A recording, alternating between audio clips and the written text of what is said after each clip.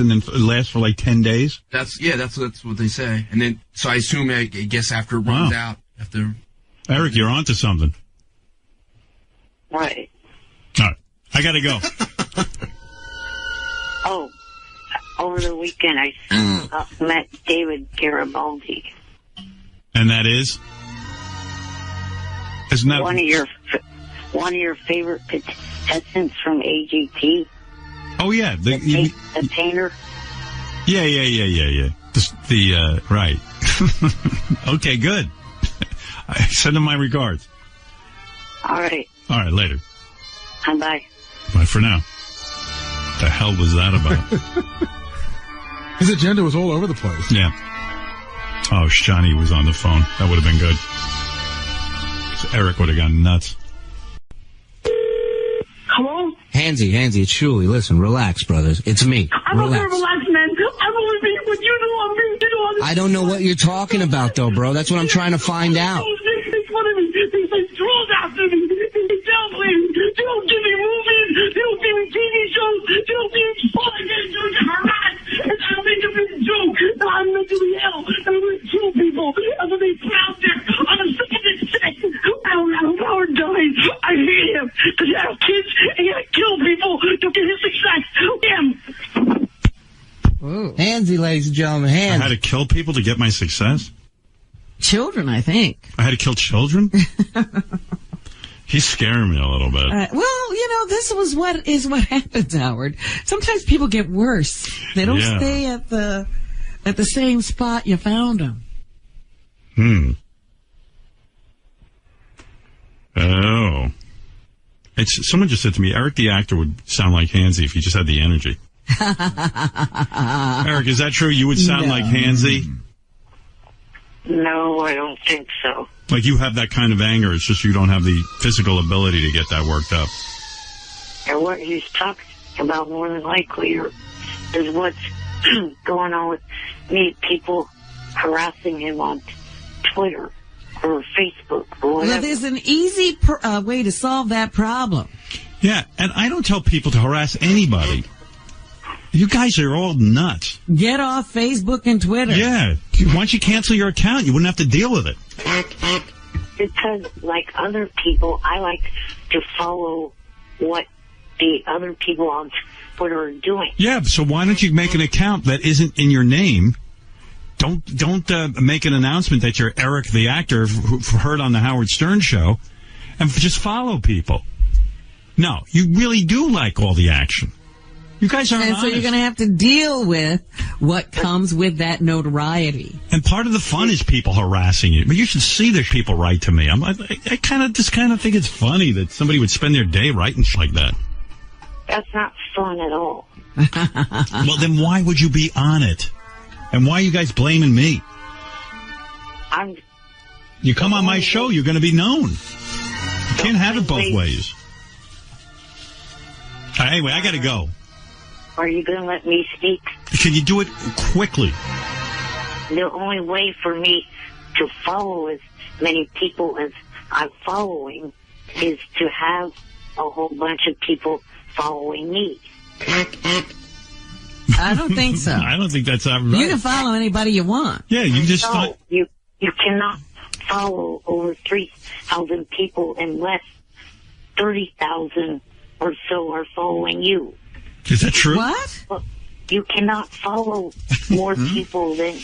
You mean you want to follow more than 3,000 people? Yes. He gets a lot of time. Oh, my goodness. Most people... Because 3,000 sounds like plenty. I don't think I follow more than 50 because so many people are so annoying. But if you were going to follow a lot of people, 3,000 sounds like plenty. That's enough. Pick your favorite 3,000 and follow them and be anonymous.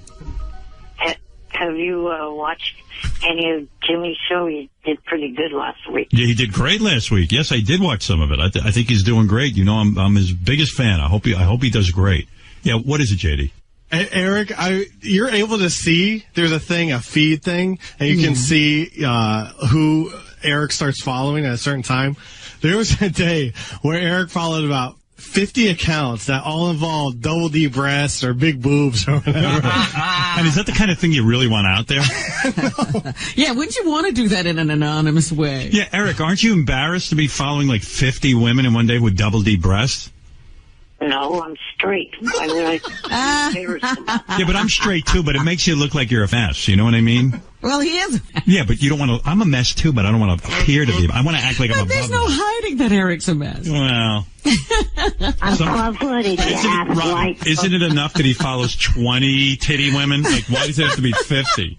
How many titty women do you have to follow in order to get that satisfied? Oh, my goodness. I'm What following. were all those titty women doing? That was so interesting. Yeah, but like, what do the titty women do? Post photos of big breasts. And you watch that all day? 50 different big-breasted women? All right, that I could see, but who are the But other? I'm just saying, what else? You don't need 3,000 to get that. Yeah, titties become. Well, I follow actors, athletes, singers. All right, who has the best Twitter account out of all the actors you follow? Well, I could tell you two people that have the craziest tweets. Jose Canseco and Iron Sheik. Iron Sheik and Jose Canseco. All right. All right.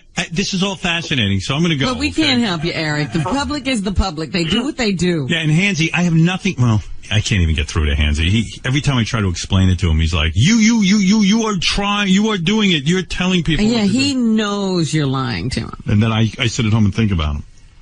Also, last week a caller asked you why your staff had to go to CES. Yeah, why did they? Simple. Consumer electronics. The only way to listen to the show. Okay. Eric, I got to go, okay? Thank you. Bye. That explanation was awful. Simple. Consumer electronics. I'm glad Eric understands. Yeah, I can't tell you how irritated I was at like Gary and... Oh, let me tell Eric about this acting gig real quick. I don't know if I have time right now because I got to get ready for the mother-daughter. I got a ton of things to do today. Eric, real quick, you want to know about this acting gig? Yes, please. All right. Gary, I've had that thing sitting here on the console. There it is. I see it. Okay, I got it. Hello, Howard Stern. I'm not sure who to talk to about this, but I'd like to offer Eric Lynch. Is that your last name? Yes. Because it'd be funny if this wasn't really Right, for it Eric wasn't the for actor. Eric. A part on The Bold and the Beautiful. Oh, a soap opera. As a daily listener of the Howard Stern Show, I'm aware of Eric's struggle to become an actor. I think a role on The Bold and Beautiful would be perfect for Eric for a number of reasons. Look at this. This guy really wants it. He's selling me on it. I know Eric is very particular about the type of character he wants to play. We are happy to write any sort of character for him. Geez, they don't even have something in mind. They're going to write it. Well, since we control this, we should determine what we want him to play. And then Eric won't do it. Well, okay, let's come up with something he'll do, but it would still be interesting to us.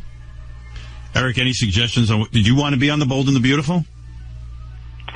I have no idea. Wow. Wait a minute. Soaps right now, soaps are kind of going downhill. Oh, you can't be on a show that might get canceled? Is that what you're saying? You always surprise me. Like, wow. Actors would kill for any, they'll go do theater. Care.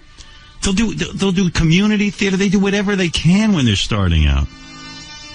Only I'm not saying I wouldn't do it. This is...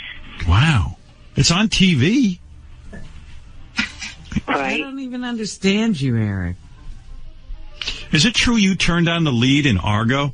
When Ben Affleck called? No? Because someone wrote me that night. And he wound up having to do it himself. Yeah, Ben Affleck then had to go star in it. I still would love to take a movie like Argo and just get the rights to the script and then just put Eric in it and hire the entire cast that was in it. Just see what Eric does. Yeah, I would consider doing it. Where it is, Bold and Beautiful tape. I think in Los Angeles. Yeah, I think they're out in Hollywood. If you can pass along her contact, email, or phone number information, I'd appreciate it, or feel free to contact me. I think we better control this, because I don't want Eric. We got to get this guy on the phone. Hey, Gary, I got to interview the mom and daughter who do porn together in the 7 o'clock hour. You think in the 8 o'clock hour you get this cat on the phone? I got his number, I got everything, and we put him on with Eric, and we come up with a role. I'll give it a shot. Because I don't even know what's happening on The Bold and the Beautiful. Yeah, I don't know what the storylines are. My feeling was, if they're looking for Eric, the show's in trouble. That's yeah. Eric says he doesn't want to be on a show in trouble. Yeah, to me, if you're looking for Eric, you've got problems on that show. But The Bold and the Beautiful has been around since I was a kid. I think not since you were a kid. No, a long time.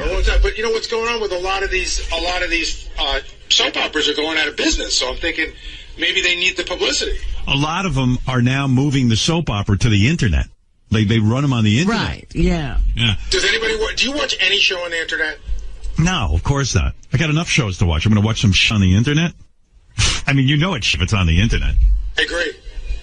You know what I mean? Like a show made just for the internet. You rarely see anything. Like, even I go to some of these, like, comedy websites. Someone says, hey, this guy's doing some comedy. And, you know, he's doing it on the internet. And you go, oh, maybe that's cutting edge. You look at it and you go, oh, no wonder he's not on TV. Like, I'll watch it. Like, you watch an informational show if it's like 6 or 7 minutes long, but you're not going to watch a scripted hour-long show on your computer, are you?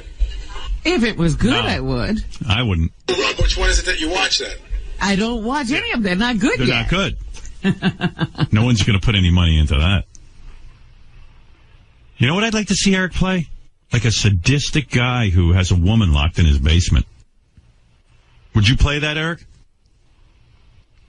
No. Besides all that, you know, I know why Eric won't play that part. How's he going to lock a woman up in his basement? Well, they'll write that into the script. He'll probably have henchmen. Oh, because I was going to say, how's he going to grab a woman, tie her up, and throw her? Well, he's gonna have his assistant do that. Eric, why wouldn't you play a guy who locks a woman in his basement? Because I've already been accused of that in real life. You have? When? By us. But what do you mean? This isn't real life. It's a role. It's an acting performance. And You don't remember the whole modeling agency thing that Johnny and I came up with? Yeah. Fans then started accusing me of wanting to do that to lock up. Yeah, but that was just for fun. We were laughing, that's all. You weren't. First of all, there's no girl who wanted to be in your modeling agency. Remember, Secondly, the girl who won had to spend a year with Eric. Yeah. Hey, okay. You really won't play that? No. All right. How's this? You're a soldier back from the war. You went to war looking normal, and you came back like how you are. Like you got injured in Iraq. Would you play that? Would I get hit with a shrink ray? No, I mean, yeah, like, yeah, you know, like. They don't Any hire- kind of bomb. Well, let's say, like, you were, it was like a war thing broke out, and you're in a wheelchair. The military doesn't hire anyone under 6 feet, probably. Or Yeah, but I mean, we'll make it like your legs We're got blown saying off. you were 6 feet at one. Yeah, you were Not 6 feet. You don't have to be 6 But your legs got blown off in the war. We could hide your legs. That's easy. We'll just fold them underneath you.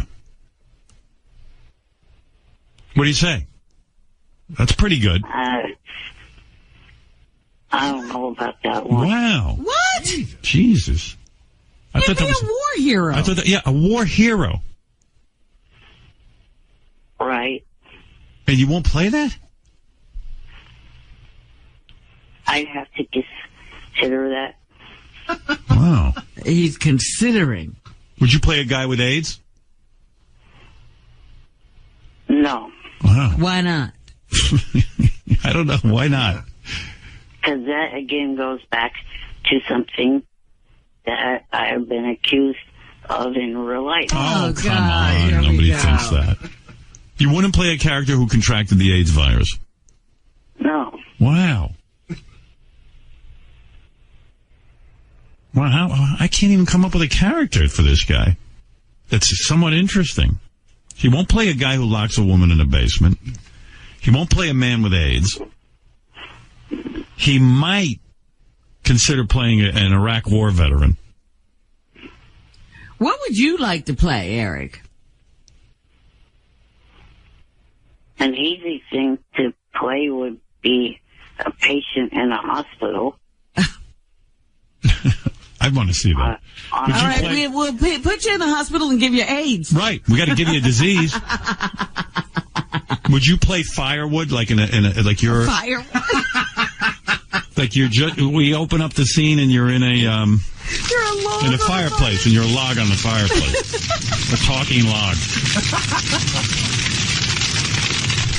No. Like someone accidentally threw you in with a bundle of logs and you're freaking out. And you're afraid the family's going to come home and light a fire in the fireplace. You wouldn't play that? No. Mm-hmm. And you're like, hey, don't light that fire. I'm a human. I'm not a bundle of logs. Hey, would you play a pimp? A man who is in charge of a stable of women? Yeah. Okay. You All would? Right. Oh, okay. Oh. How about a drug kingpin? Oh, you'd play that. No, No? Wow. I can do this all day. It's like, what would Eric play is the game. You just think, what if you're a drug kingpin, but they're legal drugs? Oh, I'm trying. Turns out he's like the guy who commands all the aspirin. Yeah, you're broke and you're like, no one wants to buy my drugs because I don't want to get into the illegal drug trade. So I'm just dealing aspirin and like over-the-counter drugs like Claritin, nasal spray, Tylenol. And people are like, well, I could go buy that in a store. Why would I buy that from you? Would you play that? I'd have to think about that. Wow. Ask him a question, Howard. Yeah. What's to think about? Like, what's the big dilemma?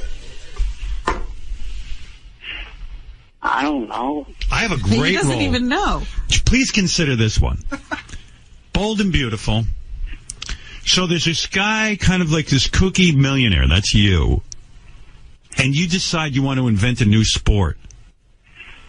And you're like upset because, hey, you have physical disabilities and stuff. So you become a dog jockey. Like you ride Great Danes. And then all of a sudden, you're trying to just get other people to ride Great Danes. And you want the sport to take off. What do you think of that role? Because wouldn't it be great to see Eric riding a Great Dane?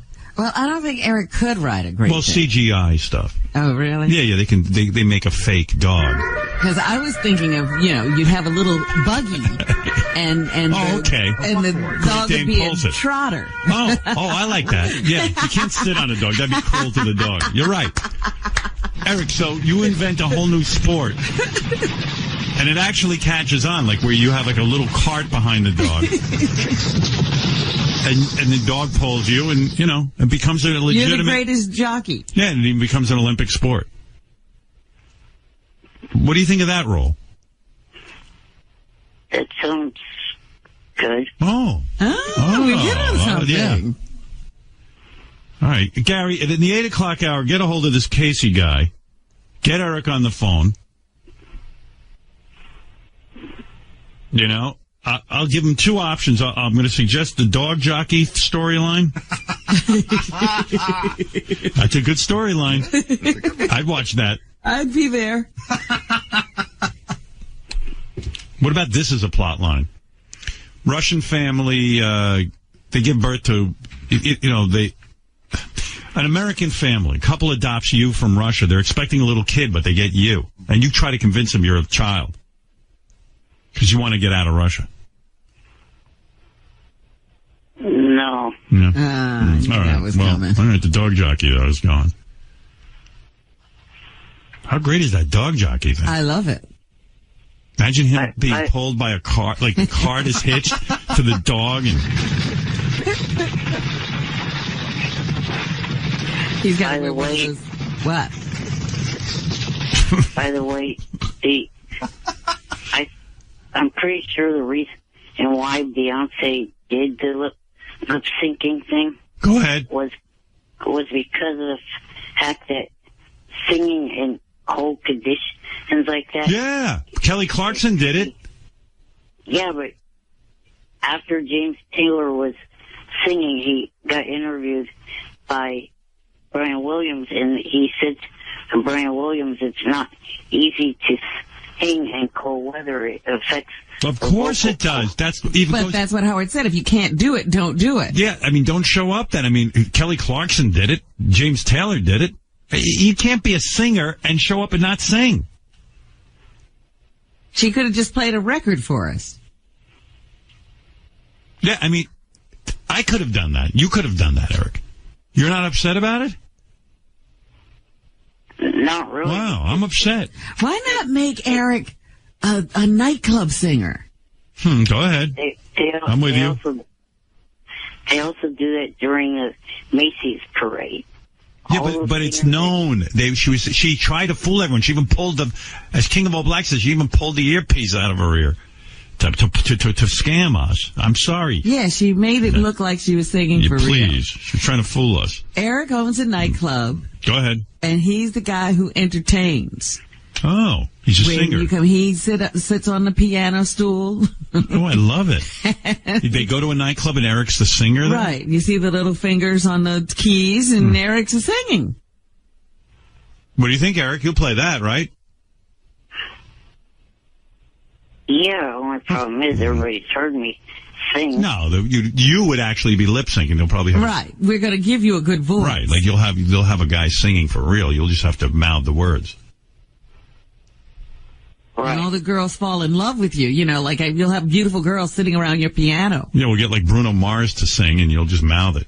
And girls go wild for you because even with your physical problems, you have a beautiful voice. You have such a beautiful voice that, you're like bigger than the Beatles. You like that? Yeah. Okay. You like that a lot. All right, I'm going to pitch that. So the dog jockey or Eric the lounge singer. Hey, what about this? It's post World War II. We'll have to go back in time. You're a Nazi in hiding. I was going to say World War II. Yeah, that's right. He's all right, I'll tell you what. Let's make it contemporary. You're you're one of these neo-Nazis. That's like a new Nazi. You're a member of the Nazi party. You've pissed them off, and now you're in hiding. No. How about being a mob turncoat? Ooh. What about this? And he has to, testify against the mob. They're trying to kill him. How about Eric plays a baby that was left on a step? And they come out in the orphanage, and they're like, wow, there's a talking baby. What do you think? That's good. It's got teeth and everything. No. Yeah, right. You won't play that?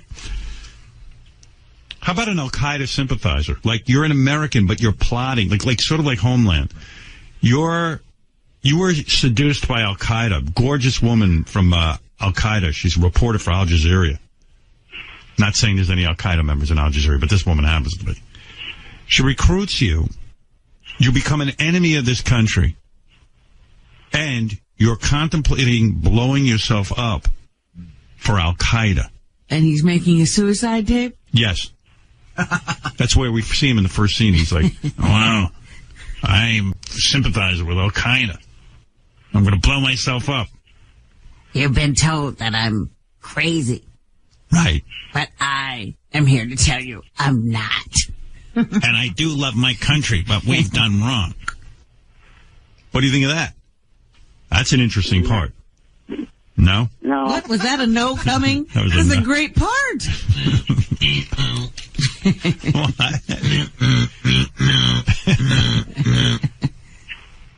How about you're a Terminator from the future? Well, this is a terrible Terminator. But everyone, Terminator. but on Bold and Beautiful, everyone, even the women, kick your ass. All right, I've got my two plot lines: the dog jockey and Eric the lounge singer, and I will take care of this in the 8 o'clock hour. Okay, Eric? All right. If I can get this gentleman on the phone. Okay. All right, talk to you later. Right. I guess you'll call me back. If I can get him on the phone. Right. If not, we'll have to wait till like next week. All right, no problem. All right, later. Bye. The lounge singer could be a recurring role, you know, like he has the club in town. And Yeah, but the dog jockey. that's funny. Please. I mean, don't you want the dog jockey? I do. Yeah. I want to see him in that buggy with those funny colored outfits and the goggles. Jeez, that's a great storyline. I'm going to watch this show if he's on it as a dog jockey. I'm not saying I wouldn't watch it if he was a lounge singer, but more if he's a dog jockey. He invents a whole new sport. All right, we'll be back right after these words. First of all, Robin, picking up from the 6 o'clock hour, I now have Casey Kasbrzik, the producer. Oh, I'm glad you found his name. Yeah. He's got, it's almost like Mr. Masiskaplex. Casey Kasprzik, who is the producer of The Bold and the Beautiful, and Eric the actor. Let me get them up. And then I must get to a day in the life of Gary's voicemail. I have to get to your news. I have to get to the new Hansy songs that have just come out. Okay. There's so much, Robin. The Hansy's show moving right along in development? Yeah, they're still messing around with this theme song. This is heavy metal Metallica Hansy theme song.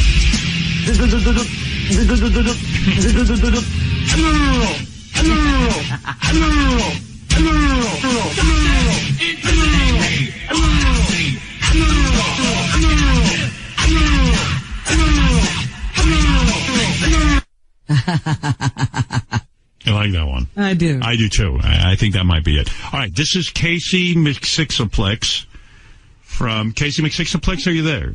Hey, good morning, Howard. Good morning, my friend. And let me get to Eric the actor. Are you there, Eric the actor? Yes, I'm here. All right, let's ready to negotiate. I hear Eric is using his negotiating voice. By the way, for those of you who didn't tune in at 6 o'clock this morning, first of all, shame on you. But second of all, this is the letter I received from Mr. Casey Kasperzik. Well, how do you pronounce your last name? How do you pronounce your last name, Casey? You said it correctly, Kasperzik. Oh, okay. Thank you. First time. See, let's see if I can do it again a second time.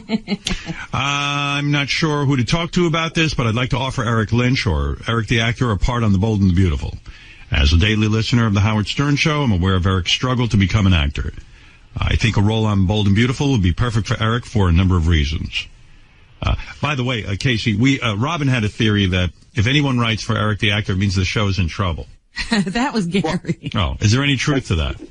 Well, you know, daytime is on the upswing, actually. The ratings have improved. I've heard that. So, you know, that's not the case. Good. Oh, okay. well, that's good to hear, because Eric didn't want to be part of a failing project. Yeah, Eric almost said, I don't know. Daytime is on the downswing. Well, actually, somebody told me every show that Eric's on is canceled. Yeah. Well, Fringe wasn't canceled. It just ran its course. It ran its course. Yeah. But Okay, I think it had to run its course. It would have lasted longer without Eric. I know Eric is very particular about the type of character he wants to play. We're happy to write any sort of character for him. Now, that intrigued me because you heard the conversation this morning. I went through about 50 different character or plot developments for him. Right. And he's difficult. But let me tell you the two again that we've come up with that Eric has agreed to. The first plot line would be that Eric is an eccentric billionaire, and he has invented a new sport. And because of his size, he figures he wants to, instead of doing horse racing, he wants to do dog racing, where he would hitch a chariot, in a sense, to a greyhound. And this sport would become very, very big. And he would be the inventor of it. And as well as the lead jockey, because he's going to be in one of the carts. He would probably be the world's greatest jockey. And when you want to kill off his character, he could just fall out of the cart. And you get trampled by the other dogs. That's right. Yeah. And then eaten by dogs. I got to see that. Okay. That would be one plot line. Okay, got it. The other plot line would then be Eric the lounge singer. Ooh. Okay. Where Eric, I don't know what the situation would be, but somehow he's the guy. Somehow there's a club, and he's the guy who, and all your lead characters fall in love with him. Right, like they're like, wow, that guy looks a little strange, but my God, he has such a soulful voice, And, like I don't know, like maybe it's like at a very high end, like a private airport or something, and they have entertainment for the rich people, and some of your characters come in, and he's sitting there in his wheelchair, but he's on the piano, or maybe he's even balanced on the piano. Sitting on the piano? Yeah, like next to a potted plant. With his legs crossed. Yeah, and like he's sitting there, and all of a sudden he breaks into, a whole lot of love, but, kind of his version of it. And he doesn't have to be singing. I mean, it could be lip-synced. Okay. And he sings like this incredibly beautiful version of a song. And the character's like, oh, my God, that guy. I mean, I wasn't attracted to him when I walked in, but Jesus Christ, when he sings, I just get excited. That's actually very, very interesting. That's something that we really do. But I was thinking combining both of those. Go ahead. A billionaire who can sing. A Greyhound driver by day. Would you be willing to do that? I mean, because then I'll make this happen. I mean, I'm not just giving Eric away. Well, because what's important... And by the way, can he live in a haunted Jack-in-a-Box? Well, we take place in the real world, so we don't have surreal things like that. You don't have the fairy tale. Well, why is that a fairy tale? That he lives in a Jack-in-the-Box? Mark, but I'm talking about the lounge singer who also invents it. No. He was just talking about the Jack-in-the-Box. Right. The Jack-in-the-Box. But this is, I was thinking he could be kind of a retired dog jockey of sorts, but now he has a career as a cabaret singer. Yeah, I'm up for that. Yeah. Does he still wear those jockey outfits? What if he's like, hey, Eric, would you play, like, let's say you're like a Richard Simmons type exercise guru, except you were in a car accident. So you still teach exercise classes, but you have to do it from a wheelchair. No. No? Okay. Well, see, that's okay. I got the other two. The main thing, though, is I just want to hear some passion and enthusiasm from Eric. I want to know he wants to do this. All right, I'll let you guys talk. That's a fair enough request. Eric, Casey's saying, like, are you into this or what? Yeah, I'd be into it. Okay. Can I ask you a couple questions? Go for it. Okay. Have you ever watched The Bold and the Beautiful? No. Okay. Can you memorize dialogue? Yes. How are you at taking direction? Oh, I mean, sorry. What'd you say, Eric? I'm good. Okay. Can you work fast? Yes. Yeah, because soap operas, they work fast. Yeah, I got to tell you, my wife did a couple of scenes, a couple of days or weeks on a soap opera, and she says they throw a lot of lines at you. We do 2 episodes a day. Eric, that's known in our industry as quick turnaround. Exactly. Right, Robin? Absolutely. Yeah. These shows you've been on, Eric, they're weekly shows. Yeah, this is quick turnaround. Right, and I sort of wanted to create a character for you, Eric, that could reoccur. I don't want it just one time. That's what I thought of the lounge singer. Yeah, that's perfect, Robin. I love that. Yeah, but he's got to be a former dog jockey, or else this doesn't go any further. Maybe there's a picture of him on a dog hanging behind the piano or something. With the mud on his goggles. Yeah. Like someone works into the dialogue. Though, oh, what is that picture of you in with the dog? And you go, oh, I used to ride greyhounds. I was the world's greatest dog jockey. I was a great dog jockey, but that was another time, sweetheart. But does Eric sing? Do you sing, Eric? No, He's going to need help in that area. He's going to lip sync. And then have you had acting training? Oh, forget it. Eric, he didn't hear your answer. I didn't hear it. Well, if no one had talked over me, but I said no. Okay. Would you be interested in getting some training? I guess. Because here's the thing. We get stacks and stacks of headshots every day from people wanting to be on the show. Sure. Right. So we're going to take a part away from them to give it to you. No, you got to understand, sir. Eric doesn't want to actually do any hard work learning the craft. Eric is a very special kind of actor. Eric's the kind he of doesn't actor, want to learn. Yeah, like Eric's the kind of actor that really has no training. Doesn't want to study. Doesn't want to put any effort into it, and he just wants everything handed to him. And he wants to play roles close to who he is. Right, and doesn't really want to actually sweat it out and do work, and he's not morphing into anything. A lot of times we say to casting people, he's Marlon Brando without talent. Think of him like that. I mean, let's be honest, right? Do I have that right, Eric? You don't want to actually do any work. I don't know about that. I mean, you haven't so far. You call yourself Eric the actor, and you've never pursued one class. Yeah, I mean, Casey's saying, hey, we need you to take some acting lessons. You're just not even going to put yourself out there, right? I mean, I guess I would. What are you talking, Casey? Does he need like a coach? Well, our casting director could work with him. I see. Before he appears. Because, Good luck. Can we film that? Absolutely. Yeah, I want to see the casting director's head explode. You're gonna choke me to death. I mean, like, wouldn't that be funny, Robin?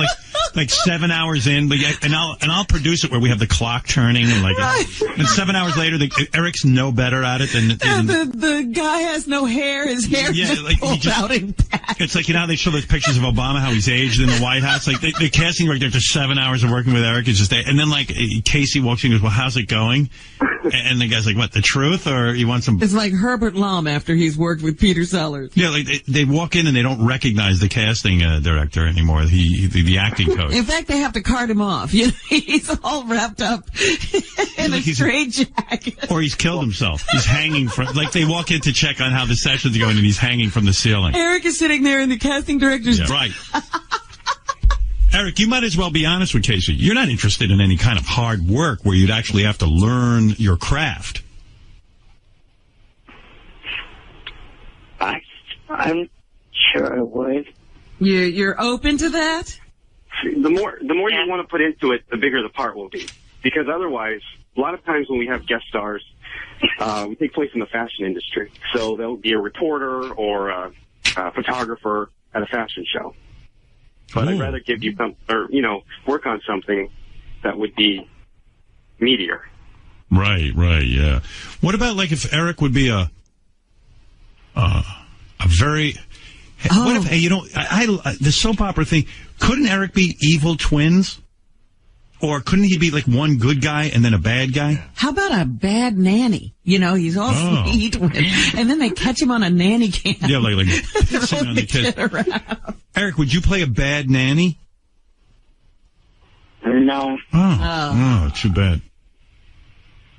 That's such a meaty role, Hey, we've hired a babysitter. I mean, that's Emmy stuff. And he's like, hey, hi, everyone. Hey, everyone's doing, and then the parents leave, and he just starts, fucking whacking. That could build, Yeah. First he's a good guy, and then we see him not being so good over, an arc.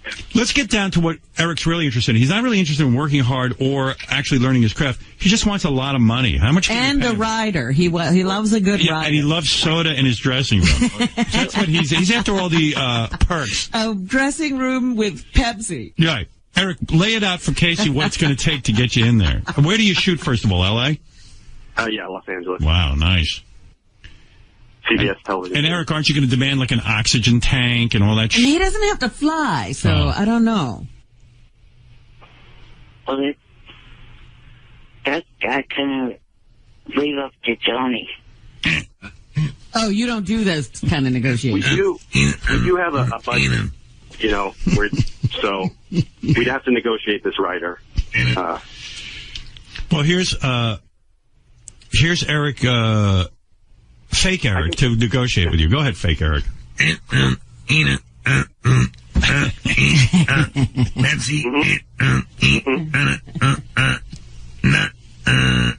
Sure. No singing lessons.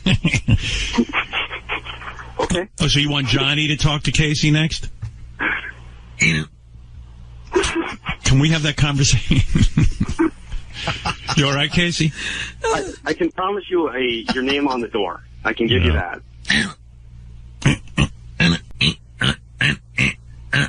Can the actresses visit me? So I can stare at them?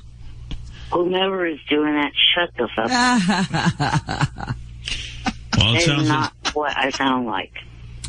maybe on Monday we'll do the negotiating. We'll get Johnny on the phone, and I don't know. Who wants to hear all that? I also want to let Eric know our show's seen around the world. It's the #1 daily watch drama series. So you'll be an international star. How many people watch that show? Really? Be honest. Don't give me the hype. In the U.S., Yeah. we have our latest ratings were 2.6.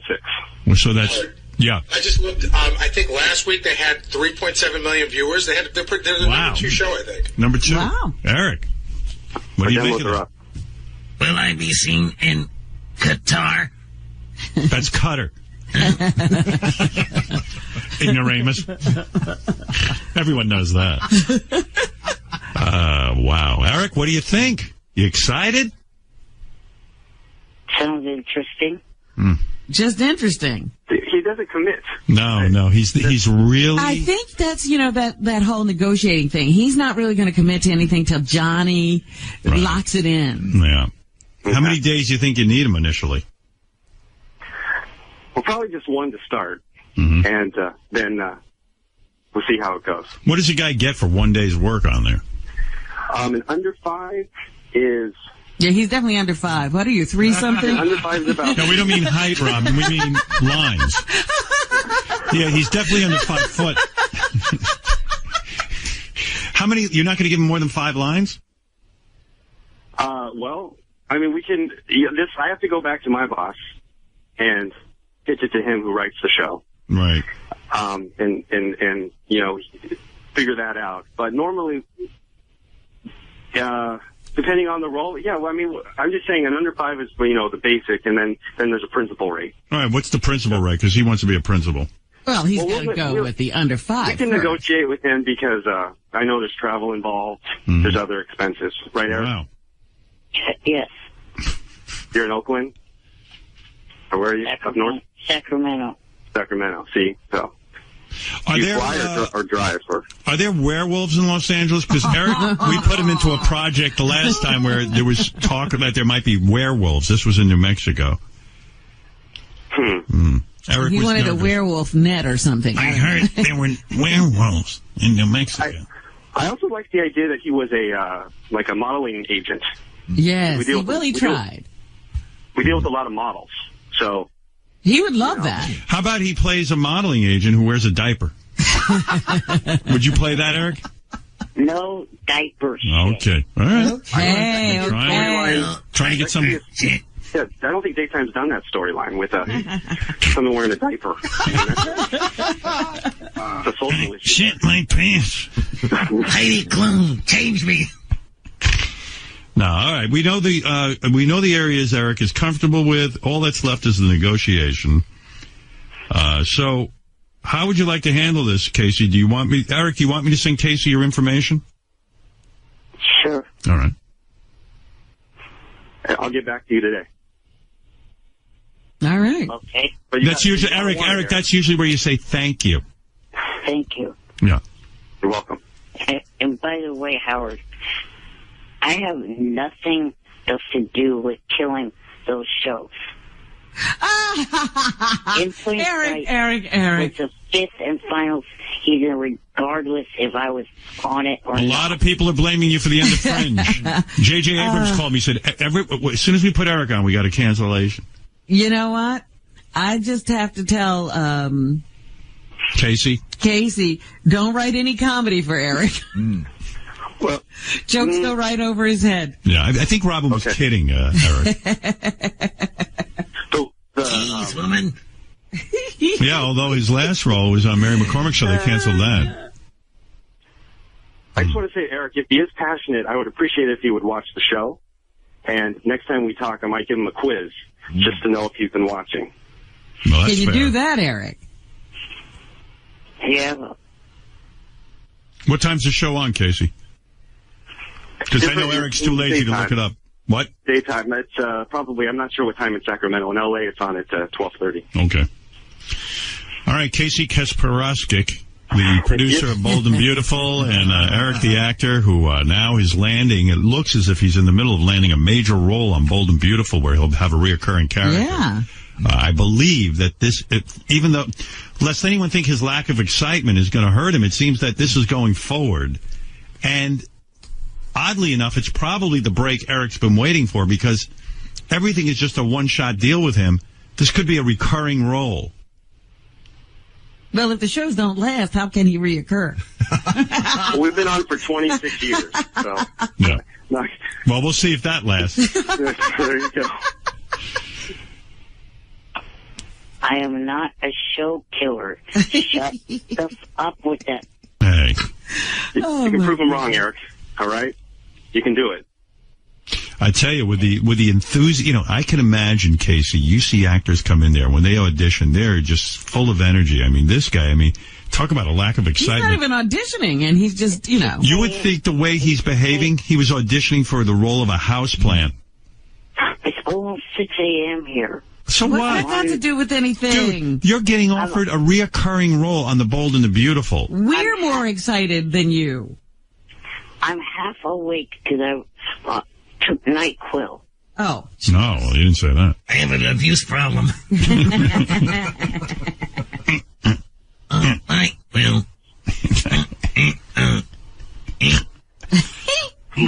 I can't wait to see this show.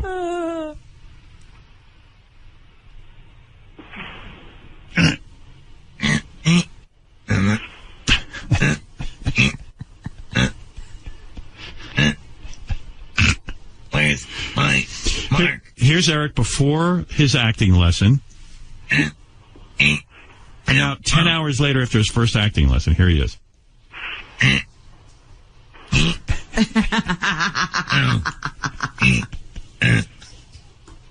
Whatever Fed's doing that, shut the fuck. All right. Eric, good luck with your negotiation. And this is a big break. And why couldn't you be more energetic, Eric, over there? NyQuil. You're half asleep? It sounds like you're falling asleep. You sound like the dog in Caninus. Casey, good luck to you and the show. What an opportunity for Eric. Well, thank you for entertaining it and putting it, helping to put it together and put us in touch. All right, I'll facilitate that. Eric, you can thank me now. Thank you. Nothing like dragging a thank you out of it. Yeah, don't overdo it. Yeah. All right, thank you. And by the way, what? I was going to thank you. I was going to thank you regardless if you prompted me or not. All right. And by the way, I do want to say, Casey, Eric is not a show killer. Good to know. Good to know. Good to know. All right, Casey, good luck. Pleasure to speak with you. Eric, thank you. Bye. Thank you. Bye-bye. Bye. All right, Robin. Oh, that's going to be great. That's going to be a good show. Eric's going to have to take acting lessons. Hey, as long as we're on this theme. Eric, the actor, you're on the air. Good morning. Good morning.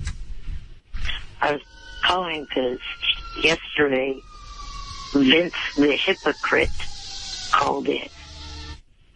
And a reason why I called him a hypocrite is because he's always getting on my ass about asking for things from the show. And gee, what was his call based around? Oh, my. Asking for something.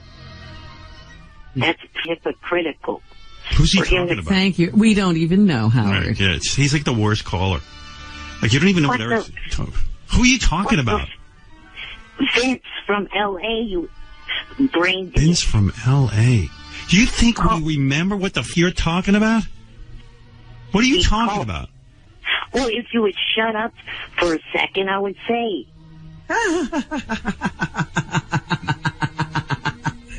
I'm talking about the fact that Dump's called in asking for a handout for his wife for their anniversary. And it's do you understand who he's talking about yet? Because I have an excellent memory, do know. I have no idea. The guy I gave the rose to. Yeah, you should keep your flower. God, this is so weird. He's so odd. Every show he's been on has been canceled. He's one. Every show he's acted on has plummeted in the ratings. Crap, don't let the bunnies out. Eric the actor is the Grim Reaper of TV. Bullshit, you asswipe. American Dreams. Cancel. Fringe. Cancel. In Plain Sight. Cancel. Eric the actor is the Grim Reaper of TV. No, it's a good thing Cougar Town passed on him. I was just thinking that. Grim Reaper of TV. Cougar Town was lucky. Cougar Town, they dodged a bullet. They dodged the bullet. They got Ronnie in there. So you're mad at a guy yesterday who said, what, Robin? He apparently has this personal relationship with this caller, and the caller's always screaming at him for asking for things. And then the caller asked for something yesterday. That's what Eric is talking about. Fascinating. Thank you, Eric. And I'm not the Grim Reaper of TV. We know it's a joke. Get a sense of humor. Well, I have to be berated by assholes. So what? Who cares? Then stay off the internet, Eric. Yeah, you don't belong on the internet. Close that Twitter account today. You love it. If you hated it, you wouldn't ever go on it. I would like to be able to go on it to just... You want all positive comments? Welcome to the world of celebrity. You want fame? You should read my tweets someday. People hate me, and they're my fans. I'm trying to say what I would like to go on there and be able to tweet to the celebrities that I'm a fan of. But then when I do that... So get a name that no one knows. Yeah, you don't have to go under Eric the actor. Become Steven Schweinine. You like that name? Steven Schweinine. And then you'll be able to tweet all your ass off. And follow whoever you want. You like the fame, but you want it both ways. You want everyone to love you, but you can't have it both ways, rather. I mean, you can't have it one way. You know what I mean. Here's the deal, Eric. Go ahead, Robin. You cannot control the world. The world is as it is. That's what I'm trying to say. If you're famous, people are going to hate you and love you. What am I, your psychiatrist? And nobody's berating you. You have to read what they say. And can't you make your account private and then no one can tweet at you? You can, you know. Look how enlightened we are, Robin. Right, but then the only problem with that is if I did want to tweet a celebrity that's not following me, they can't read it. Yeah, well, I don't know what to tell you. So what if people... But again, tweet if it starts to get negative, go to the next message. What's the worst thing anyone said about you on Twitter? Let's get past it. Let's hear what it is. Read me the worst tweets. Well, okay, one of them that is a few months old was this jackass, I'm not going to say his name. He threatened to punch me with brass knucks if he ever met me. With what? Brass knuckles. Oh. You know he's not going to do that. You're a guy in a wheelchair. No one's going to punch you. The same thing else, he'll threaten to kill me. Well, that isn't funny. So Can't report you him. just throw him off your account? Can't you report him to Twitter? Yeah, but that doesn't work. No. Twitter security is a joke. There's no Twitter police? Throw him in Twitter jail. Well, you can call the police. If someone threatens to kill you, you can call the police. And they can track that shit. They can get a subpoena and they go after the guy. I'm not kidding. I've tried to go that route, but the police, they just don't pay attention to it. And that's what you should do, not pay attention. Right. If the police aren't paying attention, you shouldn't. Did you know that your show got mentioned yesterday on Jeff Probst's show? Yes, I do. What happened? Jeff mentioned... I'm sorry. He mentioned the Kevin Bacon interview. Eric brings up topics nobody cares about. Yeah, I was just like, okay, maybe it was something, I don't know. Eric's agenda is always... Oh, here's Vince, the guy you're having a war with. Hey, Vince. Hey, how are you doing, Howard? All right, you want to say something, Eric? No, I got nothing to say to him. He's a low-life piece of shit. He's always begging people for. He's using the Howard Stern show, saying, "Hey, can I get a freebie for the Bunny Ranch?" He blows off an executive that you set up a meeting with him for American Idol. You know, the guy's just a full. You know, I'd have sympathy for him if he was a nice guy. But also, too, he says, how many times has he called in the show and says, "See you, Howard, you're from this, that, and the next thing. I'm done with the show." And then he calls and begs you for money and begs you for this, that, and the next. But is Eric right that you asked for a gift yesterday? The only thing, that's the only time I've ever asked anything for it. And you know what? It's only a rose. It's only a rose, but guess what? You know what? I am so grateful for that little. Yeah, that's right. You're grateful, right? Because it means a lot to me, you know? Eric, what do you think of what Vince is saying? And by the way, Howard, I was the one getting a re-gift for her anniversary. And by the way, I'm the one, Howard, I'm the one that came up with the idea of the IQ test, and I never asked anything for in return. But you know why? Because I love the show. I always try to see things or say things or you know, I mean, just to contribute. All right, Vince, we understand what a good man you are. Eric, what do you think of what Vince has said?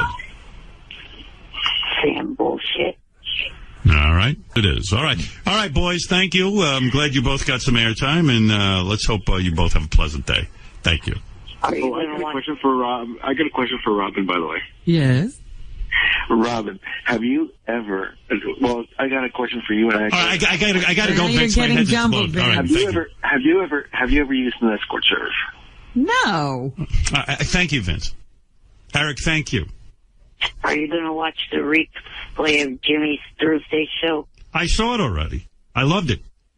I have to watch the replay. It was great. Jimmy. It's on tonight at 10. Jimmy Kimmel had a great show where he was tied up in a chair, and Matt Damon took over the whole show, and it was celebrity packed, including a visit from former girlfriend Sarah Silverman. I think that might be the most celebrities in one late night talk show. I think you're right, Eric. Are you going to watch it? Is he going to be in the Guinness Book of Records? Eric, are you going to be watching it tonight?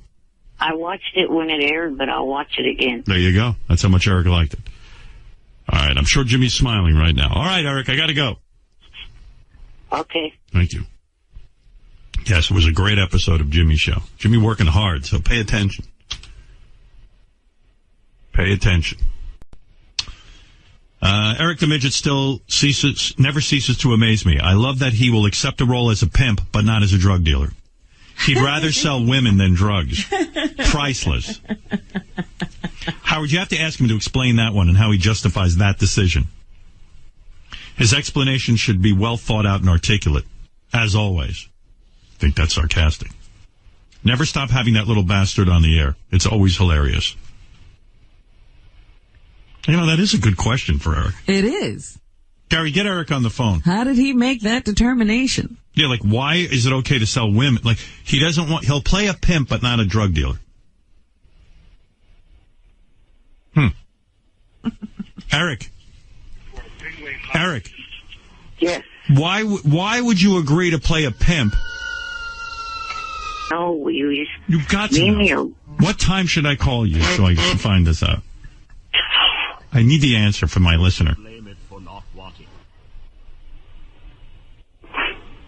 I don't know. It's better with the music. Are you okay? Who needs? Yes. I'm annoyed being woken up when I'm trying to sleep. Why don't you put the phone off, so we can't get through? I didn't know you're sleeping. I thought you were always available. It's a cell phone. You can't do that. Yes, you can. You turn off the ringer.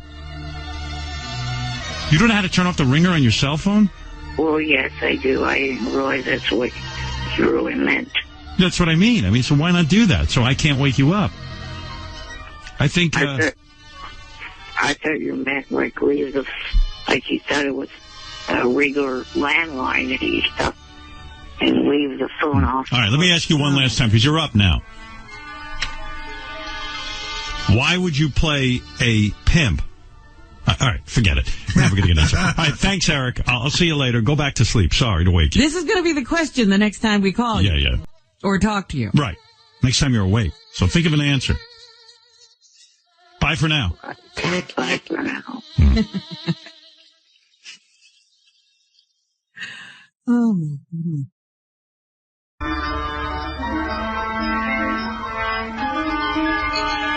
Eric, the dumbass midget. Eric, the completely unfunny midget. Eric, the complaining midget. Eric, the annoying mother sucker. Eric, the annoying midget. Eric, the... All right, okay. Eric, the actor. Did you hook up Eric with Bold and Beautiful yet? No, Johnny's still working on that. Okay, Eric was approached by Bold and Beautiful. And who knows? Isn't that an interesting show to put Eric on? Yeah, I got a letter from the guy. He said he's really interested in Eric and he wants him to appear with two of their leading hot actresses in the show and all of this. And I guess Eric's part of the Bold.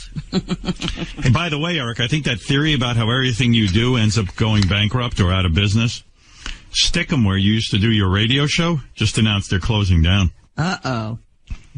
So there's another one on your list. Stickum. Will you stop with that? This joke is becoming more real. Stickum is closing.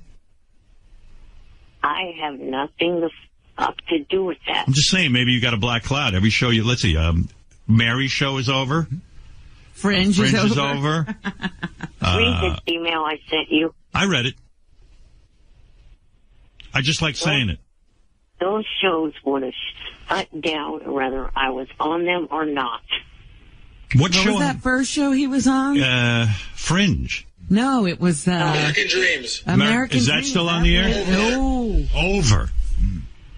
It was Every show he's been on has been canceled. Every show he's acted on has plummeted in the ratings. Crap, don't let the bunnies out. Eric the actor is the Grim Reaper of TV. I'm club-footed, you half-white. American Dreams. Cancel. Fringe. Cancel. In Plain Sight. Cancel. Eric the actor is the Grim Reaper of TV. It's a good thing Cougar Town passed on him. You hate that. Right? Yes. No. He hates that. It's funny, though. Hey, you know what you got to do with me? You ever been down to the Homer room? I was thinking about you the other day. You were thinking about him in the Yeah, well, you know, he's an actor. He's got to loosen up with his a little bit and come down to the homo room with me. You know who's been in the homo room, Eric? Eric, you there? Hello? He heard homo room and hung up. What happened? What happened to Eric? I think he's there. Eric, you there? Boy, that homo room chased him right away. By the way, let's be politically correct, too. Room. He's homophobic. Whew. Eric. Man. Gary, get Eric back on the phone. I think he's gone. I can't tell, though. Maybe I hit a button or something. I didn't, though. I mean, it's weird. That homo room really chased him away. I think he passed out when I said homo room. Fell out of his chair. I was thinking about him. Like, in Hollywood, you got to, like, loosen up. You got to be comfortable around gay people. So I'm going to take him down there and do some gay stuff with You him. think he's not comfortable around gay people? Or just doesn't want to play one? Yeah, well, like, he's uptight about playing a gay guy, and he's got to loosen up. I'm taking him down there. I haven't been down there in years. No. I don't even know if this door works to the homo room. Let me see. Oh, it works. Well, the door is open. I need a partner. He's on his way. Well, he's on his way to get back on the phone. Oh, yeah, what happened? Because I'm down here now. Wait, let me get the phone over here. 1019. Hey, Eric. I was there the whole time. I was responding to you. Yeah, I couldn't hear you. I don't know. Something went wrong. What happened? Hey, we're down in the homo room. What's going on down there? I don't want to scare him off. That was his wheelchair. Oh. Hey, Eric. Yes. As an actor, you've got to become more comfortable with, different types of behaviors and lifestyles. That's why I brought you down here. Want to have some fun? I don't know. All right, let's try it. Is your shirt on or off? It's on. It's staying that way. No. Take it off. No. We're going to play Shock the Nipples. I'll put these clamps on your nips underneath the shirt if you want. But we're going to have fun. I have to kiss my ass. Here we go. What do you think of that? Eric? I think I knocked him out. Here, have a shot of vodka. Eric? I don't hear him. He's doing something to his phone. I think he passed out. From the electricity? From the electricity. No, we're pretty sure that time he hung up. Oh. By the way, the Homer room is handicap accessible. Let's get out of here. Well, you can't keep Eric down there. Oh, man. Is he uptight or what? Get him on the phone. Get him back on the phone, Gary. I want to find out where see we're how going. far this goes. Yeah. He was a real dud. I couldn't even get his shirt off. Now. God, haven't been down there in years. When's the last time I was down in the Homo room? I don't know. I think it was with William Shatner, wasn't it? Oh, my God, you're going back 15, 16 years. Seems much smaller now, It's weird. Is it? Back in the day, it seemed bigger. It needs a renovation, that Homo room. And I guess, people are more politically correct. It should be the room where activities occur. Discreetly. The gay room. How about the LBGT-BGB thing? There you go. Room. Come on. Yeah. He's on line 19, but he's adamant that he's not going there with you. What is that? He does not want to go in the room with you. Eric, why did you leave the room? Because I'm not into that shit. Oh, my God. We're talking about how you need to free yourself up to be an actor. Dude, we didn't even get to the enema. Oh, you're not going to. Come back down there with me. Come on, be a man. What's wrong with you? I'm gonna hang up again if you. Please, I'm begging you. Eric, just come down there with me, and I'll tell you what. I'll check you for testicular cancer. No, jackass. I'm not going to go there. Eric, do you... Pittsburgh Pete. I know Pete. Yeah, Howard, thinking about you again. You're in your 50s. Right, I'm 55, Pete, and in January 12th, I will be 56 years old, and I can't even imagine it. Yeah, you're on your way up to close to Ronnie's age. He's going to be 60. And well, let's not rush me up to 60 yet, but... Yeah, it takes a couple of years to get there. Yeah, give me a break. He has a full term of college before he's 60. Right. It's a lifetime. I'm 30 years old now, so you're 50. You're 56. 5. So what is it like in your 50s? That's what I want to know. Like, are you enjoying your life still? Pete, I am enjoying my life from the sense that I'm very, very happily married. I enjoy my weekends and time off, and I'm enjoying work more than ever. So it's a great place to be. My kids are older, which is kind of nice. They're doing well. I'm happy to see that. I'm out of the woods in the sense that, you wonder when you have kids, gee, are they going to grow up to be good kids? Are they going to be normal? Are they going to give you a hard time? What kind of adults are these going to be? So I feel out of the woods. I think they're good kids. They're nice kids. And I love them. And the thing is, so that's a good place to be. I wouldn't want to go back into my 30s or 20s and start over professionally. I like where I'm at in terms of a radio performer. I know how to get behind a mic and do a show and all of that. So all that's good. Listen, I came to a conclusion a long time ago about radio specifically, that the person who doesn't grow or change is dull and remains dull and will never, ever succeed. You constantly have to evolve and change. And I don't mean just from, like, whether or not you play the dating game on the air. I mean, your whole lifestyle, your opinions, your view of the world has to evolve, or else it's a dead issue. You're done at a certain point. You're acting if your life is changing, but your character isn't. And I know I get criticized. Some people love the Billy West years. Some people love the Jackie years. Some people love the Artie years. Some people love this. They love when I did the Channel 9 shows. But I've always tried to just give you me honestly, and that's the same. And this is what it is. This is what it is. And when people get tired of it, if I sense that my audience is done with me, I will leave. That will never happen. Well, there you go, Pete. I like your optimism. You know, that's never going to happen. There's nothing else out there that's really going to captivate people like your show has. You know why I'm good on the radio, too? I was thinking about me the other day. Most of my day, I think about me. That's a surprise. You were thinking about you? 99% of the time, I think about me. And then the other 1% is the rest of you. So I was thinking about my radio career. I was reflecting on it. And it was hard not to, because everywhere in my office is a piece of memorabilia about my career. You've gotten it to the point where you can't not think about it. I fully embrace myself. I never used to, but now I do. Every award, everything is surrounding me. It's like a museum. It's a museum to me. The Hall of Howard. Hall of Howard. Radio Hall of Fame. Because believe me, what else is there? And so I was thinking about me, and the reason I'm good on the radio is, A, it's a certain ability, certain talent. That's one thing you got to have. B, there's 4 things you got to have. B, what was A again?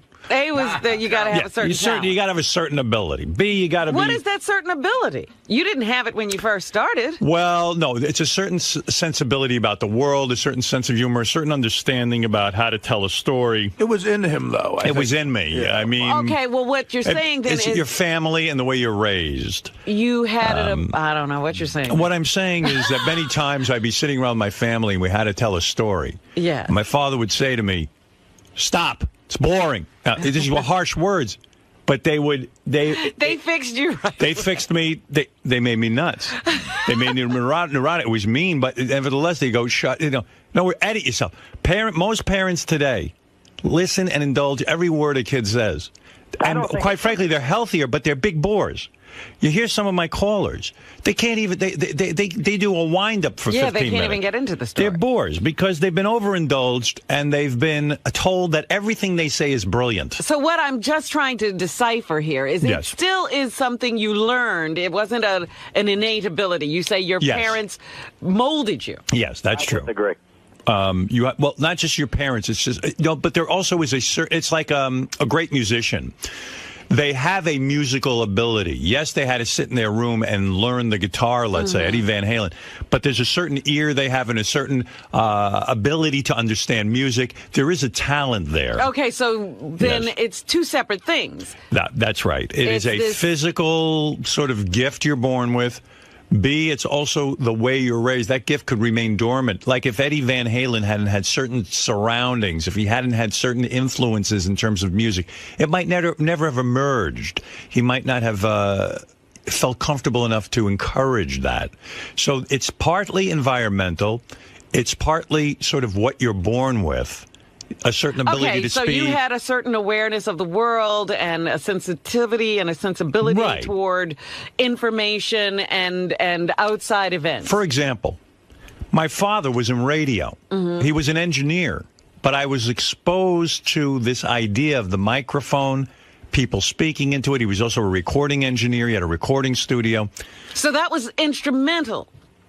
That's part of it, yes. Instrumental is an okay word to use. That's fine. You know, I mean, you would not have been on the radio without that, is what you're saying. It's one of the components. That's right. Now, also... The stars aligned, Howard. It might have been from God. You have to give God a little credit once in a while. Well, yeah, that's what I call the thing that you're born with. This ability to look at the world and say, gee, Mad Magazine's got the right idea. There's satire there. You have to have a sense of humor and appreciation. Sense of humor has to be cultivated by your environment, but also you have to have that ability. It's sort of an ability somewhere inside of you. Yeah, now there's another thing. Where does sense of humor come from? Well, as Pete puts it, if you believe in God, or if you believe in the universe, nature, whatever it is, or the genetic sort of soup that we come from, it's just sort of something that's there. Like Beethoven had his musical thing, and it came out early. That's how Artie made it to the point where he's at now. Well, hold on. We'll get to Artie. Artie's a whole nother case. Artie defies all this. I also think it has to do with the atmosphere. It's a combination of being born with it and the atmosphere you grow up in that develops. That's correct. Now, the third component, which is essential in any success story. Now, I don't care what you apply this to. Pete, what do you want to be in life? What do I want to be in life? I'm not even sure at this point. All right, okay. Well, we were specifically talking about you. You said you were thinking about But you. here is the other... these 4 things. Here is the essential component. You talked about the essential component. Here's the third thing is the essential component. And that is... I want to see who's paying attention at this point. He's making it up right now. No, I'm not. I'm going to tell you what it is. All right. It is having the ability to practice. Now, what do I mean by this? Oh, you read this in a book a few Outliers. weeks ago. I read some of Outliers, and I responded to it, but some of this is my own thoughts all along. Outliers says 10,000 hours are required to be an expert. Now, I've never added up the hours, but the hours of me watching television, listening to Brad Crandall on the radio, putting this together, seeing my father, and then actually having the time to develop this. WRNW, I was working a 6-hour shift, 6 days a week. And I got hours and hours of practice in college. I go down to the college radio station and start to practice. I started to practice all over the country what it is I wanted to do. Now, it's no different than when you talk to a guitar player who spent his entire childhood playing the guitar in his room over and over and over again. There are guys who have done that and never succeeded. They're okay guitar players. But the ones who have this, as I say, born talent, it comes out. But they have to put in the hours of practice. Well, there are different levels of this born talent. That's right. Even the guy who doesn't play as well as Eddie Van Halen has a born musical talent. That's right. He's better than me at picking up a guitar. Howard, you completed all the requirements that it took to get to where you're at. Yes, but you didn't even hear the fourth requirement. You don't know what the fourth requirement is. I told you, thousands of hours of practice. This guy will never complete anything. Well, he wants to be a professional pot smoker. ADHD. His ADD. He wants to be a professional marijuana user. He wants Adderall. Right. He's on his way to his 10,000 hours of practice. He's on his way to 10,000 Adderall. The fourth thing, and I think this is very, very important, is being born in the right time frame. Now, this is something from Outliers, and this is a key component. When you hear about Bill Gates, who is a huge success, Bill Gates, if you go through his history, actually was born at a time where he had available to him as a kid, because his parents were into some sort of computer science, they knew a guy who could, back then you couldn't even get into a computer lab or get on a computer.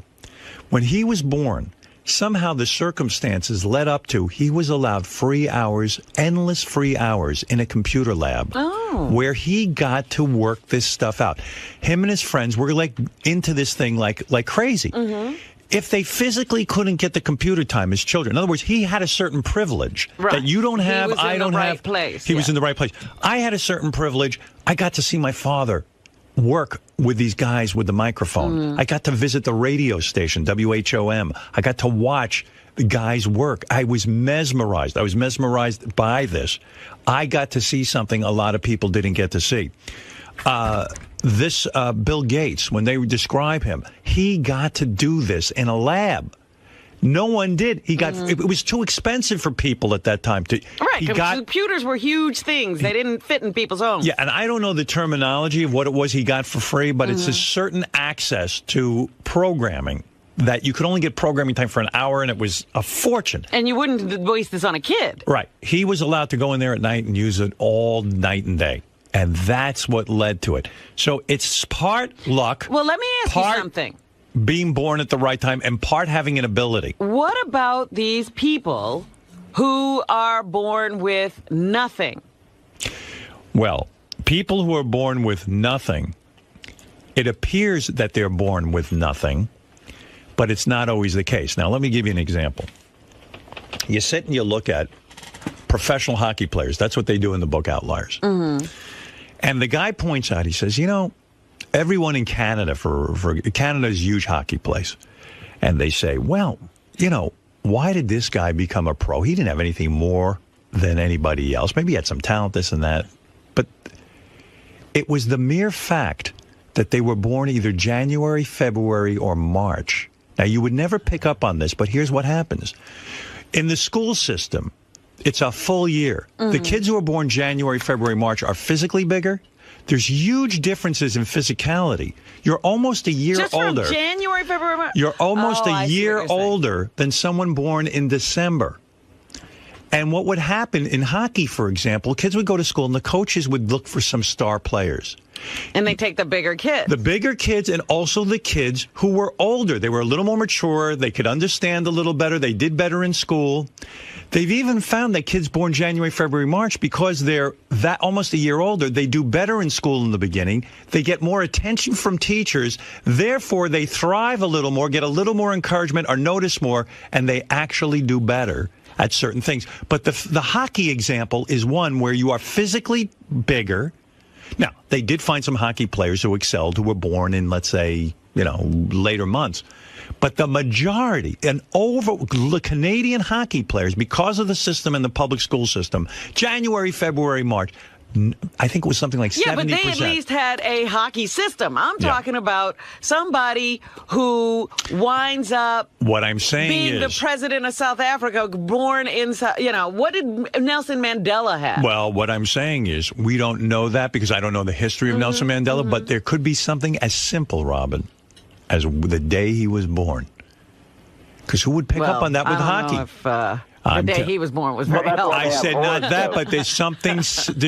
There are circumstances that lead to somebody becoming great.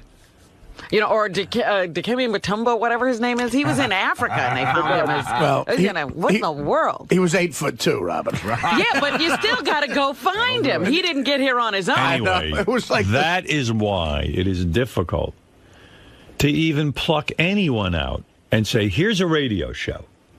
Or here's a TV show. You know, it takes, like we were talking yesterday, they took David Lee Roth, a rock star, a guy who had spent his years practicing that and obviously excelled. He's a good rock star. That's right. And they said, go on the radio. Go do a radio show. Well, of course it was destined to fail. We all knew it. For some reason, the radio executives didn't know it. Yeah, there were tons of people who didn't know it, right. Howard, and they had power, and they put him there. They did. But we all knew it. My audience knew it. You knew it. I knew it. It would have been like you touring as lead singer of Van Halen. Exactly. It's funny that David Lee Roth didn't know it. You know, it's funny. I remember interviewing David Lee Roth. I invited him in to say, hey, David's going to take over our morning show. And I remember he walked in with kind of a swagger, and I remember why. I think he was on edge. I think he was thinking that I was going to put him down and, you know, and ridicule him for taking over our show. And I didn't. I was just the opposite. Every time he sort of got a little confrontational with me, I showered him with love, really. Right. I said, hey, David, I wish you the best. And I think it took him like into surprise. Yes, it took he was like, whoa. He was defensive. He was defensive that day. He really was. I remember it very well. And I don't think I'm projecting that. I think he really was. Oh no, it was absolutely true. Yeah, and he, you know, and I was just, and then when I was just saying to him, hey, I really wish you the best and hope you do well. But and then he kind of in his arrogance said to me, and this is David, in typical David, he says to me, you know, man, I'm used to speaking in front of audiences as big as 300,000 people. You think this is something to me? This isn't a big deal to me. I've been doing this my whole life. And no, that's not what he said exactly. What he said was, this is the greatest opportunity for me because in a stadium, I could only speak to that many people. Right. Now I'm going to get to speak to all these millions of people. And you quietly pointed out that Who said there's going to be millions for you? Yeah, and I tried to say to him that day that you don't just automatically. Yes, millions of people show up to see Van Halen. Yeah. This is different. This is you. You're out there. You have a microphone. It's blank space. It's a canvas. And you've got to fill it with something entertaining that your audience will find compelling. And I knew this was a daunting task. I mean, this is not something easily done. That people would show up for him talking. Right. And they'd given him a couple of practice shows in Boston, and I guess someone had heard this stuff. And really, David was not prepared. The guy would have needed his, as they say in Outliers, 10,000 hours of practice, really. And who even knows if he has that talent anyway? He didn't. Who knows if he had one of the 4 requirements? The show was okay. Yeah, I mean, listen, everyone has a story to tell. I could listen to someone on the radio and tell them what they need to do. But can they do it? That's the other thing. It's a matter of, can you actually do it? When I hear someone on the radio, I go, oh, here's how you fix that. But then I go, well, if they're not going to hear that, how are they ever going to fix it? And you would feel that way towards everybody. That's the thing. You would put your mind beliefs above everybody else's in the world. What? In radio, yes. In radio, I believe I'm as good as it gets. That's how I really do believe. And I'm not saying it from arrogance. I'm not saying it out of any sort of pompous notion. I don't feel about that way about anything in my life. I go to a psychiatrist 3 times a week and I go, I don't even know how to be. I don't even know how to be a human being. You don't know how to be you. I don't even know how to exist. It's pathetic in there. I mean, it really is. You would think that I was an entire mess. But nevertheless, when it comes to this, radio, I mean, I'm as competent and as I am the Beethoven of radio. Well, I said it early on. I couldn't understand how other people couldn't see how much you knew. And when they were, when we first started, when we were at DC 101, and they would sit in the room and they'd start trying to tell you things, I was like, don't they realize he's the smartest person in this room? Well, you know what? Don't they know they should be listening to him? It led to a lot of frustration. It really did on my part. Oh, I'm sure. I would go home and sit there and go, why do I would visualize the whole thing, and I'd say, why don't they get this? Why don't they let me loose? I don't get it. I mean, when Pig Virus and Dom Fioravanti and... they were the worst. And John Hayes. That was another one. I mean, all of them, I sat there in a room and I said, this is like it would be as if Eddie Van Halen had to get guitar lessons from me. I mean, it was ridiculous. Can you imagine people trying to tell Einstein what he should be doing? Here's what you ought to do with that brain of yours. Yeah. I mean, it was that annoying to me. And I don't have this ability at anything else. It's this. I get this. I know what to do with this. Give me a fucking microphone. Give me a room full of my crew. And let the symphony begin. And that's what Sirius Satellite Radio has been to you, Howard. It's the pinnacle of your career. I'll tell you why. You're respected, and you have the power there. You don't got to... I know, I'm not respected. There's still people who don't believe I know what I'm talking about. Believe it or not. Who? I don't have to say names. They still think they know better than me. But I'm going to tell you something. One thing about here, I get more respect, and there's another thing I get. For the most part, I'm left alone, and this is the smartest thing you can do. Every time certain people poke their nose into this and start to mess around with my people, and I hate to be cryptic, but when they start to mess with my people, when they start to offer them jobs, when they start to tell them how to do their job, it is as I look at them as flies who have no conception of what is going on. And I look at them and I go, how dare you question what I don't even mind questioning. Questioning's good. But for God's sakes, what makes you think you know better than we do? Don't come in here and inflict your pain on us. Sure, listen, I'm not above criticism. I know there are things I do that are very boring on the radio. This might be boring on the radio. But for the most part, we're able to hit some home runs out of the park. And stay around. And stay around for the There'll party. be one today. That's right. Right now, there might not be a home run, but there will be one later. I can almost guarantee it. You can't hit one every time. Right. Look, there are no slumps here. That's right. We come in to do a show. And so, the reason I flourish here is, number one, they have an understanding to leave me alone. And by leave me alone, they're smart about it. They say, listen, we think you know what you're doing. Here's a tough question. What sense does it make to not promote that you're going to come back to Sirius for no matter how long it is? So people can resubscribe, new people will join on, they're secure that you're going to be there. And we know you know this already. I don't know what you're saying. What I'm saying is, why wouldn't you tell everybody, ladies and gentlemen, I'm going to be around here. The radio show is going to continue. Because I don't know that that's true. And I'm not going to lie to my audience. He's claiming you know this already. No, I don't know. I had a conversation. I had 5 conversations this weekend with my agent 5 about this. Yeah, because he claims I'm unavailable to talk to him. I go, it's just the opposite, Don. He's the one that's not in the office on Friday and Monday. Oh, my God. You can't find him. I said, listen, I call you as soon as you call me. So we made an appointment to talk, and we got into some really good conversation. And we had like 5 conversations about this very topic. Mm-hmm. And, I do know what I want to do.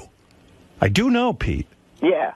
But I don't know that Sirius is going to go for it. You know what? If Sirius and I sat down in an easy way and sat down and said, here, let's continue on, it would never be that easy, because there are things that I would like to be able to do, and there are things that I want to go and do, and I don't know that they're going to go for it. I have something in my mind where perhaps we could continue here. They have to go for it. They don't have to do anything. They don't have to do anything. Listen. You created this. No. Look. I did not. It was here before granted, I think they would have gone. I think Sirius would have been out of business had we not gone. Look, he created a lot of things in radio. Right. And they let him go. Right. And we see what happens when they let me go. Well, they let you go, but they still let you go. But they do. Listen, I don't know, Pete, if it'll make sense to the company. And I am a loyal supporter of this company. I love this company. I think satellite radio must stay around. I think it's terrific. And I think it's only going to get better. But the fact of the matter is, and by the way, someone said to me, you know how you say amazing on the radio? Mm-hmm. I say the fact of the matter is way too much. I was criticized for that. Oh, dear. But the fact of the matter is that we could possibly be around some more here. But who knows? Pete, if I had the answer and I could tell you, I would give it to you. Waiting for it. I don't know that it's going to be so easy to bang out a deal. Man. I don't know. I'll tell you why this show is successful. The fact of the matter is, Robin's amazing. Well, that's right. That's right. You want to know something? And I'm going to take credit for Robin. Full credit. Full credit. Because you didn't give birth to me. Give somebody everything something. but let me tell you something. My ability to recognize Robin's greatness is what we're talking about. And your chemistry, absolutely. That's right. Well, I recognize the chemistry. Let me take credit for that. Okay.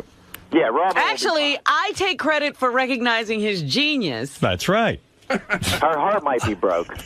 What? It's not being around Howard every day. That's going to break your heart. That would break her some heart. people may not realize I was not going to take the job they were offering me until they played a tape of him. And then I said, I'm taking the job just to meet him because he's that's incredible. True. That's true. And that's when you started wanting him sexually. That was it. How many years have you been pining away from me? Man. By the way, nobody's taking credit for Benji's contribution. Oh, Jesus. No, but that's just the point. Artie being a part of the show, Fred, Benji. These are people that I've chosen to work with, and they've chosen to work with me.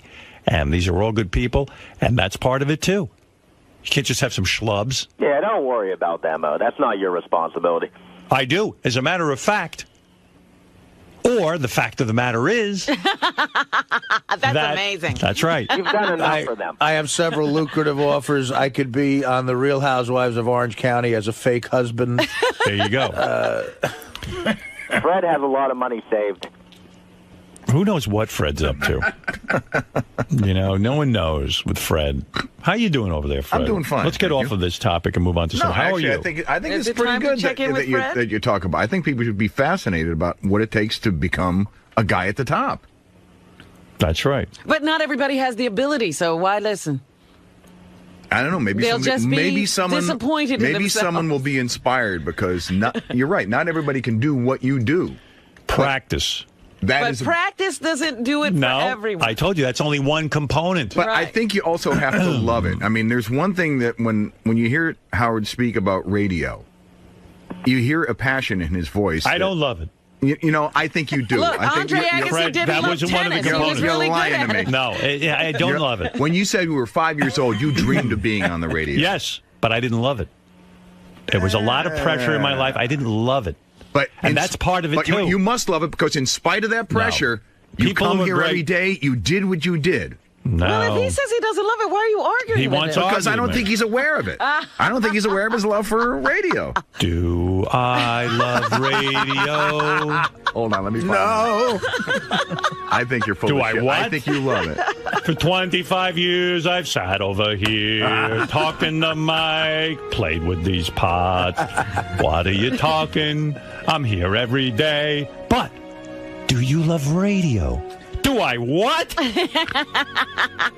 Do you love radio? For 30 years, I write the bits. 30 years. Lay in bed and think of shit to say. Get up in the morning, eat my egg whites. Yeah. Talk to Benji and Fred. Do I love it? Do I love radio? Not at 5:59 a.m., that's for sure. I've been going to sleep at 8 o'clock. Watching TV and going to bed. Not fucking Beth, making sure I get to sleep. And you ask me, do I love it? What kind of question is this? But do you love it? Do I love radio? All right, thanks, Pete. Good to speak to you. This is a Howard TV original production. Hi, I'm Bobby Rooney. I manage Beetlejuice, and I'm also a professional boxer. Beetle lives here with me, my wife, and our 3 kids. Pete and I had cameras follow us around for the past couple of weeks, capturing Beat's day-to-day life. In this episode, Beetle's training me for my title fight. This is Beetle. Right, Snakehead? Righto, stop the cop. What? This is Beetle, is as bad as can. He knows he's the best. This is Beetle. And that's the man. What did that say? That your baddest kid. Ah, very daddy. So be prepared to witness. He's a tough guy. And this is how we handle business. Totally straight up. The cameraman isn't safe. I don't want no camera in my fucking face. He's big and he's strong, and you should know that this is Beetlejuice's show. This is Beetle.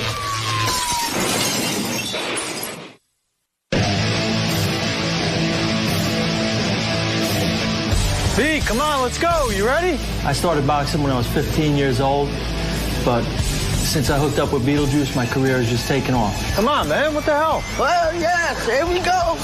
Pete's been training me for about 3 years now. Usually what we do is we set the alarm for about 6 a.m. He'll decide to stretch me. Hold it right there. He always tells me I have to stretch my balls. Stretch your nuts. You don't have a nut. You're not going to stretch my nuts? Stretching your nuts. What do you mean when you say stretch my balls? You really want me to pull them? No, when you stretch your balls, you stretch your balls. What else you got to do? For what, though? What does it do for my... Hey, I want you when you stretch your nuts. What kind of trainer are you, man? Hey, I'm a fuck nut. Pete, do you have to smoke every time we run? I don't think so. Pete, why do you have to smoke when I'm training? You know that's not good for my lungs, for my stamina? I can't smoke and it's not even lick, you dick. You think that's good for me? No. Inhale that smoke? Is it good for my lungs? It's not good for you. It's not good for my stamina? It's not good for your stamina. It's a big fight coming up, Pete. Oh, yeah. It's the big one, man. Every time I ask him who my next opponent is, he gives me a different name. He told me I'm fighting Mike Tyson last week. He told me I was fighting Tommy Hearns. Oh, you probably know. You never know. He told me Ricky Styles, whoever that is. I never even heard of him. Any person you can fight with. It doesn't matter. By the way, do you have me an opponent yet? Yeah. Who am I fighting? You're fighting Tony to Tony. Who? Ray to Ray. It seems like he thinks that insulting me and belittling me helps me. Run, you fucking bastard! You fucking filthy bastard! Run! When he insults me while I'm running and tells me, let's go, you cocksucker, pick up the pace, I think that really gives me the fire. Real quick. Run, you shitty bastard! You have to abuse me every time we run? Hell yeah, you fucking bastard! You ready? You ready? I'm ready. You got your seatbelt on? I got it on, brother. There we go.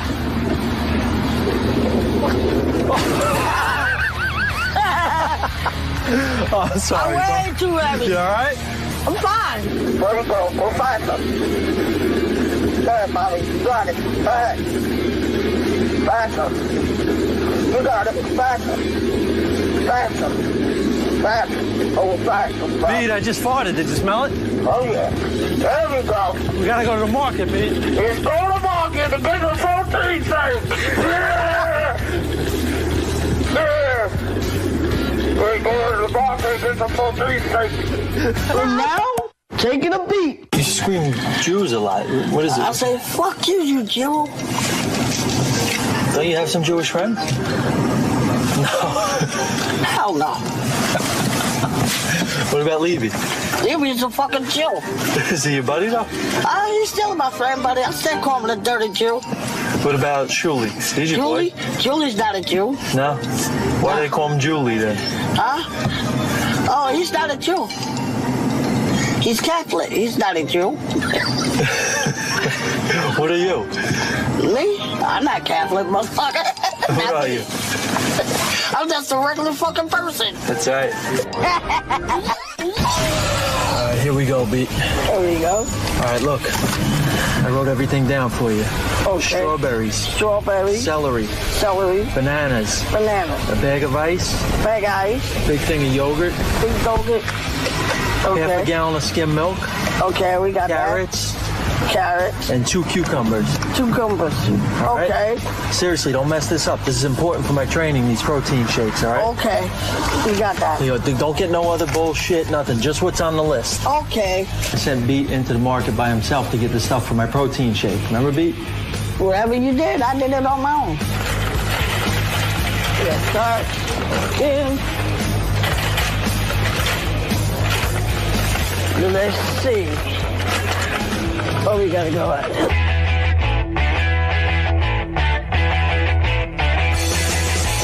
This is good. Bananas. We got carrots. What the hell? Wait, let's get this in the way. Oh, can I get a pie, honey? You want on this roll? No. A pizza. A pizza pie. He got everything on the list that we needed for the shake, but then he got a pizza, he got some diapers and some fucking formula, baby formula shit. A lot of shit that we didn't need. Where are these? Where are these? But that's all right. He's my man. Whatever he does. Hey, put it in your shake. It's fucking great. Sorry, excuse me. I'll try that.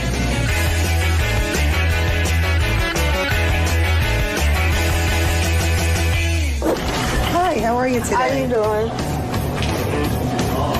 There you go.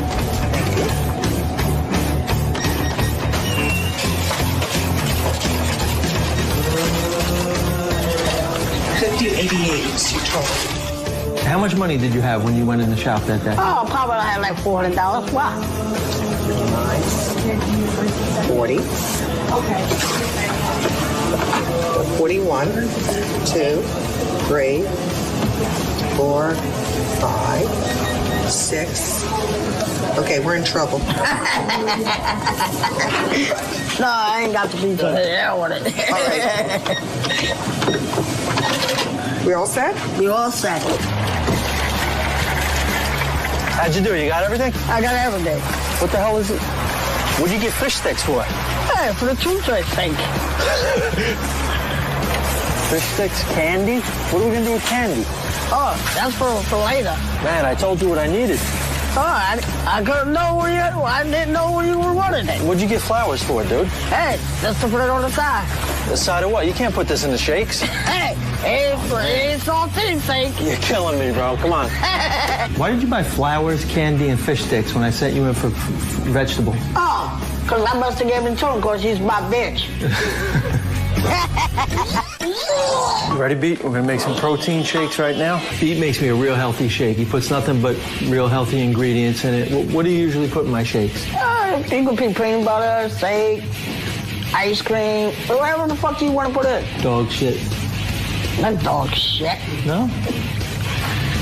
You can't put no dog shit in no fucking blender.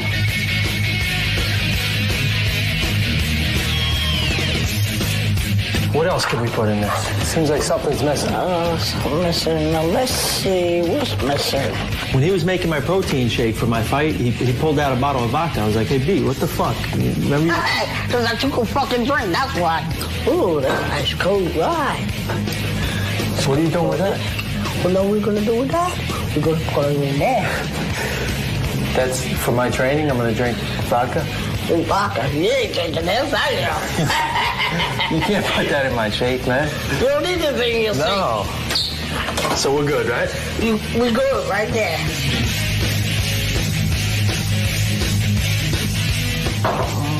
That's good. Smells good. Smells good. Here's to another great training camp, Pete. Thanks for everything, buddy. Thanks for everything. It's fucking good. And now, taking a beat. You got booger in your nose. I do? Your left nostril, is it? Oh, yeah. Check in there. Nothing in there. Something. Shit. You can just grab it with your hand and throw it out the window, no? You just throw it.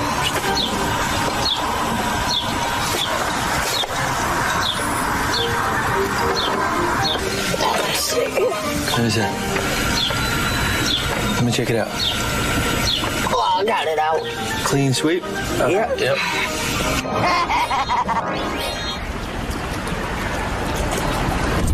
Come on, we gotta go to the gym. Hurry up. Come on, let's go to the gym, huh? Do you have my opponent's name, Beat? You know the guy's name that I'm fighting? You fighting that Polish guy, right? I don't know. What's his name? I think his name,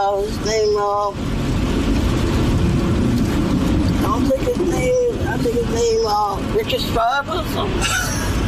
Oh, Ricky Styles? Oh. Ricky Styles? Something like that. I don't know. When me and Beat are preparing for a fight, we take it to ringside in Jersey City. Hey, what's up, Bob? What's up, bro? What's up, Sean? What's going on, Coach? Where you been, Beat? We've been waiting a half hour. Hey. Pete, what happened? Working around. We've been waiting a half hour. What's up, Chad? Let's go. Ready to Let's go to work. Let's go to work, baby. Beetle decided to bring in a co-trainer to help out with us. He's Mike. He's been in the business for a long time. He's studied under Beetlejuice, so he's, he knows what he's doing. You gotta get on his toes, boy. You gotta tell him. You gotta be on his toes. Yeah, he's on his toes. Tell him then. Stay on your toes.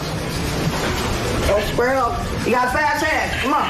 Finish up. Finish up. Finish that last up. Come on. Finish strong. There you go. I'm motivated while he's in the ring. If you're gonna motivate somebody, you do it. That's how you think. Do it. Think before you do it. Come on, faster. Come on, faster. Faster than that. Come on, faster than that. Come on, don't forget that right hand up. Come on. Chin up. Get the chin up. Get that chin up. Keep it up. Body in it. Get that body. Hit that body. Yell at him, B. He's slow. Come on, stay on that toe. Come on, let's go. Stay on that toe. He usually likes to hold the heavy bag while I hit the heavy bag. One time. Make him work. Call Yeah, him a combination. Let's go. Let's go. Watch your feet. Here we go. Come on. When I'm hitting a heavy bag, he does everything he can. He holds it, and his feet are off the ground, and he's wobbling around and shit. Sound like I'm doing a fucking bottle rock dance. He's like a bottle rocket. You said yeah. You said yeah. There you go. There you go. Come on. Hold that down. Hold the bag still. Come Hold on. it tight, Hold Pete. it still. This guy's Come on. 120 pounds. Come on. I got it. Don't worry. Come on. Don't worry, I Put the got hook it. behind Hold that. it tight, Pete. That's it. Now go to the body. Switch to the Go body. to the body. Come on. Come on. Keep it up. Push him. Good work. When I'm working out, Pete wants to make sure I have a lot of fluids in my body so I don't get dehydrated. Come on, get the water in there. All right, good. That's good. If you box, you gotta stay hydrated. That's how it goes, man. There we go. Back up. Double jab right hand. Left hook right hand. Is that good? That's good. One more time. Don't forget that right hand. Double jab. Dig to the body. Dig to the body. Yeah. Go to the body first. You know how we got that? There we go. Come on. Come on up. There we go. There we go. Come on, Jeff. 10 seconds. Finish up. Come on. 10 seconds, bro. Come on. Come on, Jeff. 10 seconds. There we go. There we go. And now, taking a beat. There's the graveyard. You ever go in there? Oh, You want to go in there now? no. Come on, let's go in the graveyard. What are you, crazy? Why not? I'm going to go around. I'm going to pull in. No, I ain't going in there. Why not? You crazy? Well, take a little walk through the graveyard. No, I ain't not going in no graveyard. How do you get in? Right there? I'm not going in there. You crazy? We'll walk around for a little while. We'll take a look around. I'm not going in there, dude. Come on, dude. I'm not going in there. You going to make me go by myself? I'm not going in there. Come on, Bobby. I'm not going in there. Why not? I'm scared. You don't like graveyards? No, I don't. Bobby, I'm scared. Serious? Yeah, I'm serious. I'm scared. I would never do that to you, bro.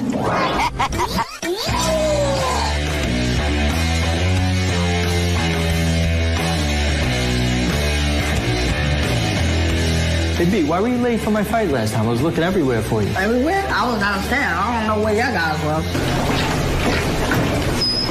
Hey, where were you? Oh, you just got here? Yeah, I just got here in 5 minutes. Looking for you, dude. I just got here in 5 minutes. Where'd you go? Huh? Where were you? I was at work all day. At work. Yeah. He's a cop now. 2 days already. At the office. Don't go nowhere and don't drink, right? Until after the fight, no drink. I ain't gonna. He's gotta take a shit. Get the fuck out of here. He's gotta drop the juice. Did you stop for a couple drinks? Is that why you were late? Probably. Shot in the Shot in the beer? That's the way you gotta train, motherfucker. You know that. Stop that. He drank a little. You didn't have anything to drink. No, I didn't have my It was seltzer. No. I had seltzer water. Seltzer water. I had seltzer water. I can smell it. Yeah, seltzer. What? It's only seltzer water. Seltzer water. I can smell it. Women drink that, right? I can smell the seltzer. Come on. It's only seltzer water. Seltzer water. On fight night, Pete really gets real intense and emotional with me in the locker room. He tells me listen to him, to shut everybody out, don't listen to anybody else, just listen to him, and he's with me, he's behind me 100%. I said, I love you, you can't lose. Once you get in the ring, you gotta do this. Don't worry about what I'm saying. Just do what I tell you. When you do that uppercut, just do that. When I get in the ring, when I tell you something, you do it. Always. You gotta do what I tell you. I don't care what nobody else says. Just do what I tell you. Focus on it. Keep your mind on it. Do what you gotta do. Do what you gotta do. When you get in that ring, make sure when I tell you, do what I tell you. Do what I tell you. That's the main thing in your head. Do what I tell you.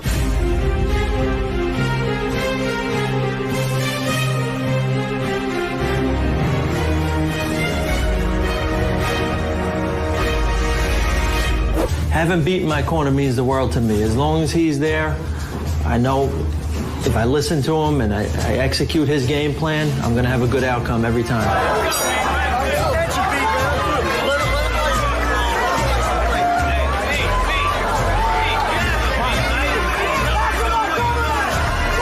When I get in the ring, when I tell you something, you do it. Stop that jab!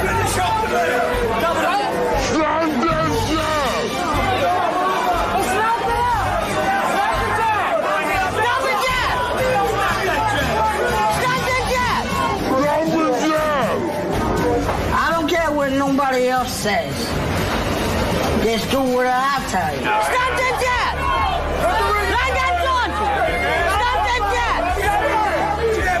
There you go! Do what I tell you. Stop the jet! Stop the jet! There we go!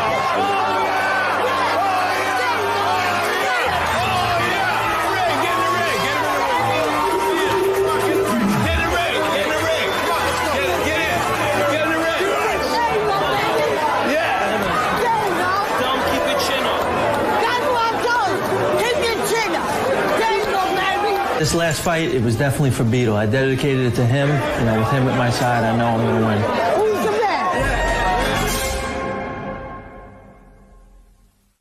man? Pete, I just want to thank you for getting me that victory. I couldn't have done it without you.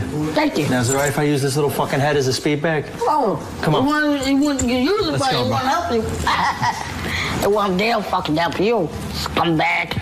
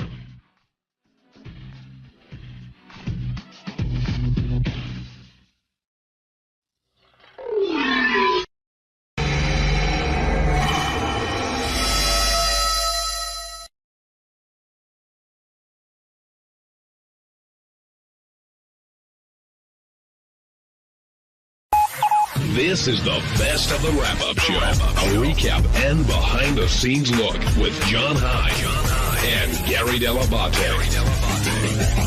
The best of the wrap-up show begins now. Hey, it's Gary Dell'Abate, Baba Booey. On Monday's wrap-up show, Robin stopped by the show, talked about her thoughts on going to Guatemala. We told her she was crazy for going. And then we discussed other trips she took that didn't work out so well to third world nations like to Venezuela and to India. So here's how it went.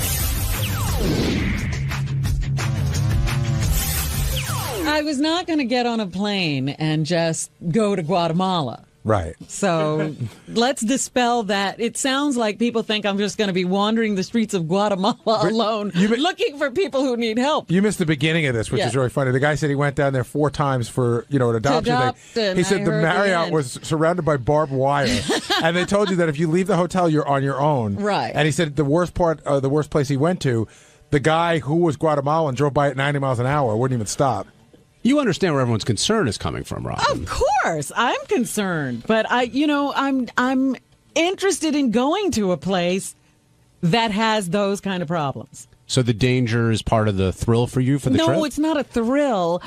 Sometimes unless you've actually seen or experienced something, you really can't convey the need, and that's what I'm looking for. So you feel like you have to be there to really express. Yeah, I have to see it firsthand. So who are you dealing with? An organization, a charity of some sort that's going to facilitate this trip? Yes, it's called the United Nations Foundation. Okay. I wasn't sure. So you spoke, but you've already spoken to them, and they've told you that they've given you an idea of what you'll be doing and how safe it'll be. No, they just said we're putting together a trip. I had talked about wanting to go see what they do firsthand. Right. And they said, we're putting together a trip to Guatemala. I had originally said, because they do a lot of work in Africa, too. And I had said to you guys that I have an interest in doing that. And they said, well, the next trip we're organizing is to Guatemala.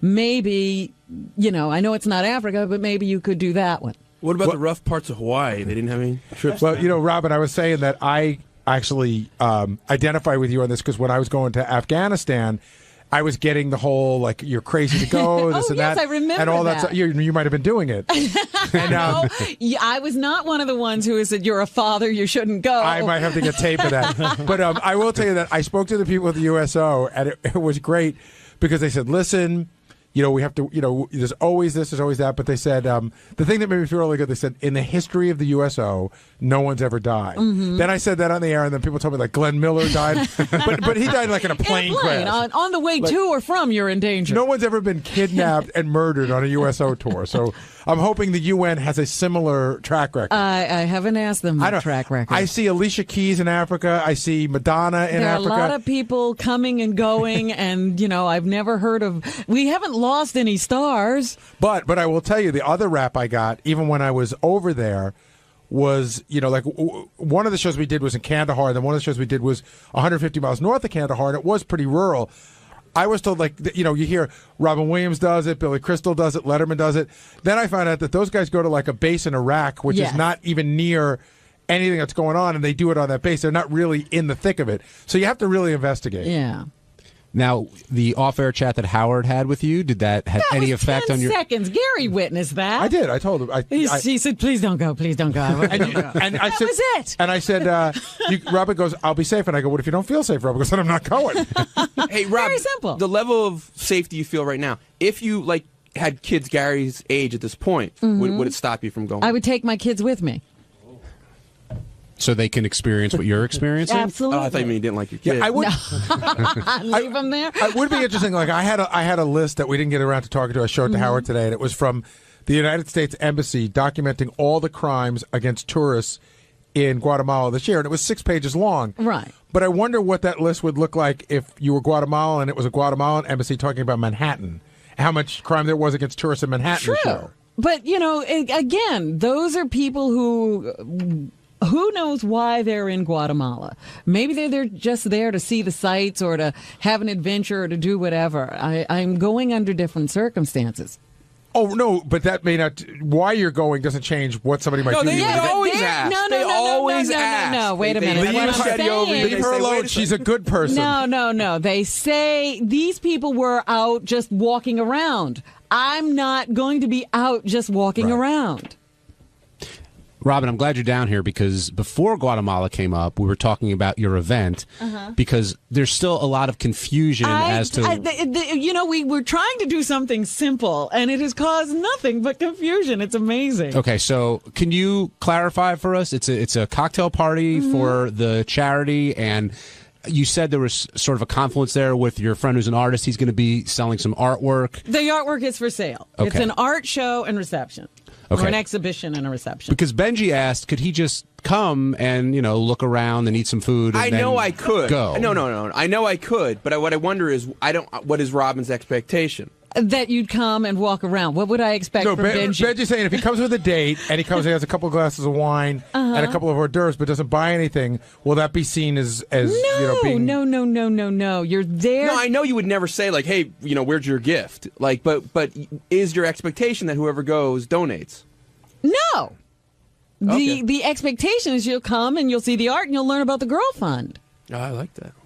Now, what about all these implications that you're involved somehow with this artist? That's it. I'm out of here. I do enough of that on the show. I will tell you one thing. John asked me if I thought there was something going on, and I said there was. I can't point to anything. But we went to a charity event a week ago, and I sat next to your new best friend, Ross's wife Melissa. And I tried to squeeze information out of her. She's either nothing's going on or she's an amazing actress. Because she goes, oh my gosh, no, and I don't know. She seemed pretty credible, but that makes me believe it even less. Well, you guys continue to speculate, and I have to go. Is there work any chance on this event? It's her son, secretly. That guy's Robin's son? Yeah. The math is there. He's 39. He's not 39. 39? I think he said he was 39. How old is he? He's 28. I don't know his age. But Robin, one thing you did... It was 29. 39 seems old. I'll move off this topic. But one thing you did say, you said you have a burning desire to save the world. And I thought you were saying it in part tongue-in-cheek, but in part seriously. That you want to have that kind of effect. What other things do you want to do that you haven't done? Let's take it one at a time. This is a big deal, to actually, try to get to one of these developing countries and see what's happening. That's just a first attempt at education to find out what the problems are, what the needs are on a first-hand basis. Because some of the trips you've gone on in the past, granted they weren't for this purpose, but Gary brought up, issues you had in India or wherever else. But that was a pleasure trip.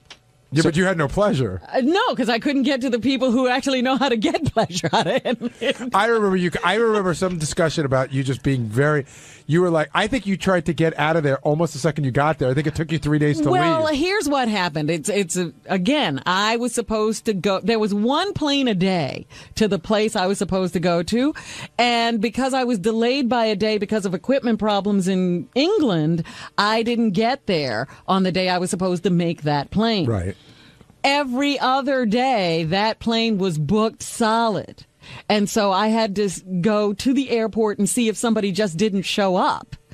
For 4 days in a row, I did that. And my friends had to move on. They weren't staying in that one spot. So it would have meant staying 2 weeks where I was in the city of New Delhi or leaving. But I chose to leave. And how did you feel about New Delhi? That is not a place. I've told stories. I actually saw a man kick another man. A taxi driver took me. Every night I changed hotels because I was trying to find a decent hotel. And the last time I said, let me just go to a hotel with an American name. So I booked myself into the Hilton. And this cab came to get me. And it was almost like a cart with a lawnmower motor in it.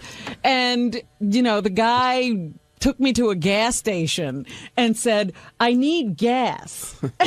I was like, oh, this is how he's gonna get money out of me. He's gonna ask me. Wait, you had to gas up the car to get to where you were going? I need a transmission. I need a kidney. Right. So I paid for the gas, and then he drove me to the hotel, and I get out of the hotel, and there's a guy with, one of those Indian headdresses on and a red suit, and a beard standing at the door. And, he's getting my bags and everything, and he's taking it out. And then I'm going to go pay the cab driver. And I wanted to give him every dollar I had in my pocket. And so I'm just peeling off this Indian currency. And the doorman grabbed the money out of my hand and said, no. And he took a couple of dollars and he threw them at the guy. And the guy started to argue with him, but she wanted to give me. And he just kicked him and said, get out of here. Hey, what's up? This is Will. And on Tuesday's wrap-up show, Medicated Pete came down to talk about the dating game that he was just in. We offered him a little bit of advice on, how to work it with a woman. God knows he needs it. Check it out.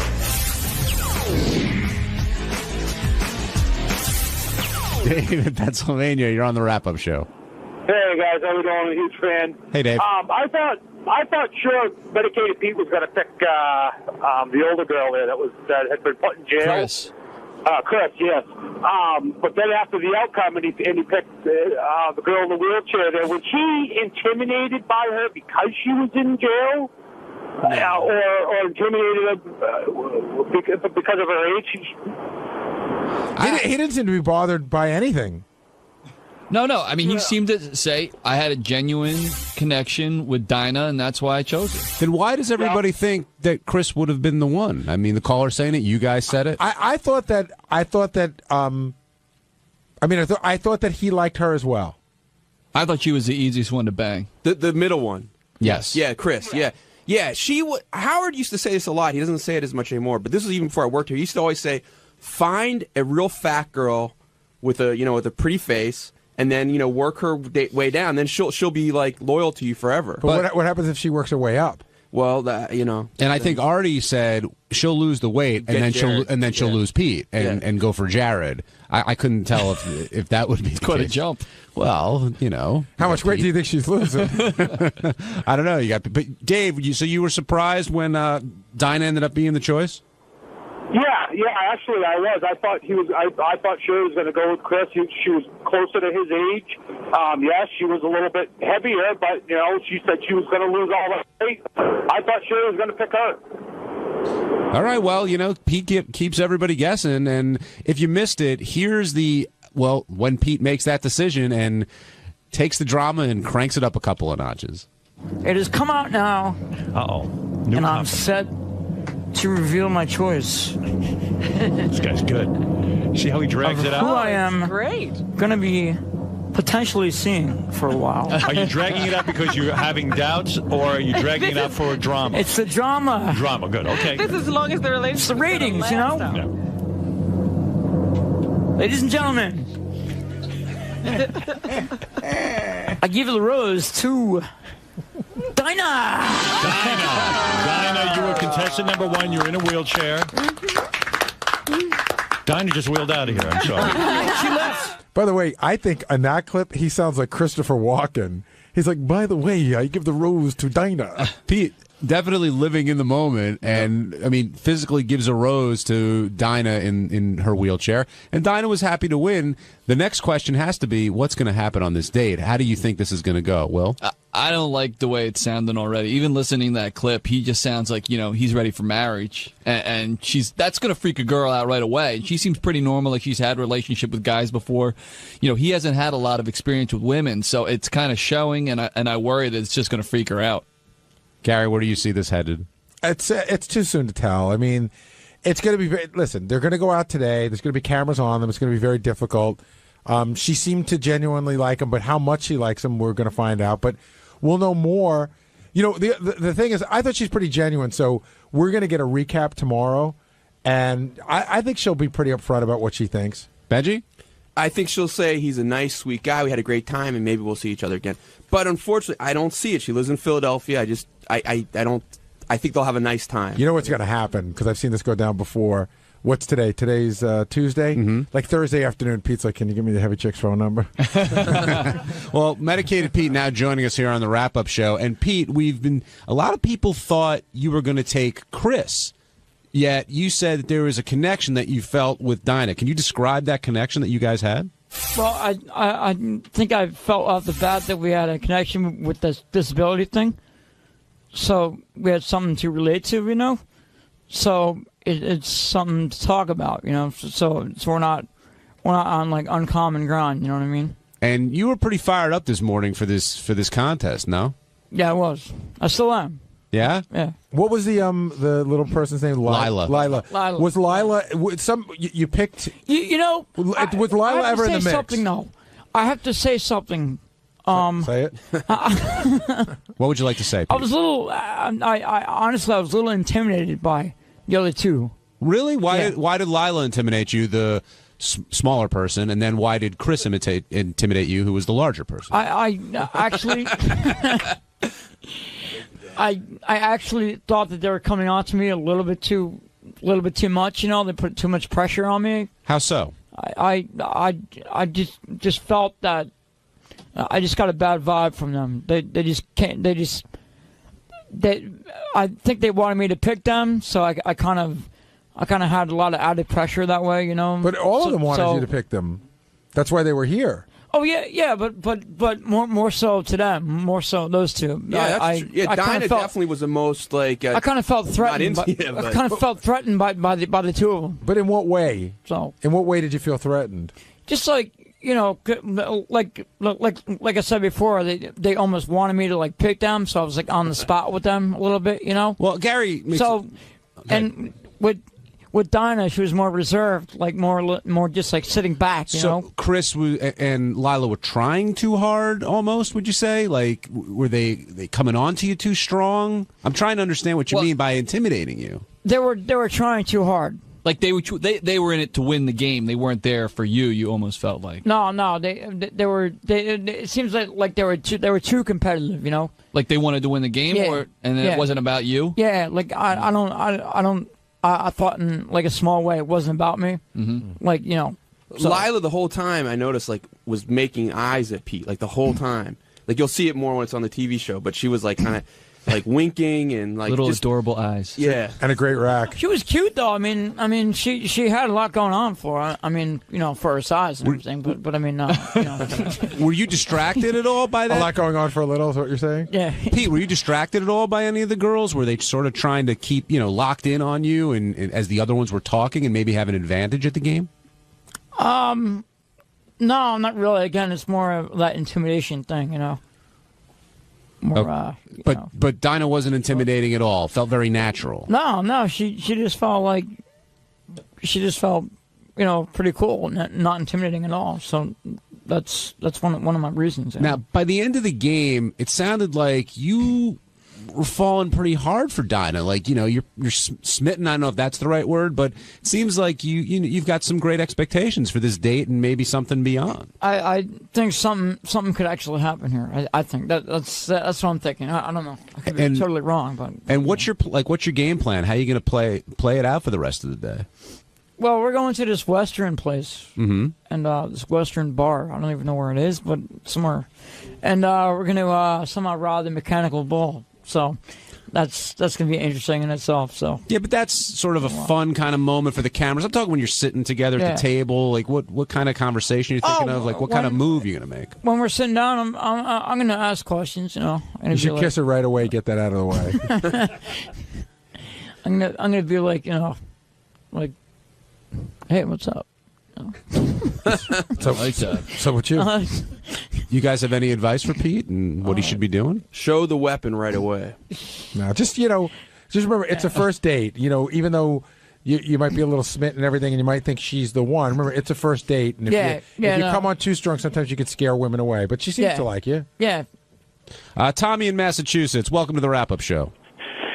Keep it real up in the field, all right? What's up, guys? Hey, Tommy. Hey, Pete, you were awesome today. Thank you. It was surprising that you picked the one in the wheelchair, but I understand. You know, the fat one said, was her name Large Marge? No.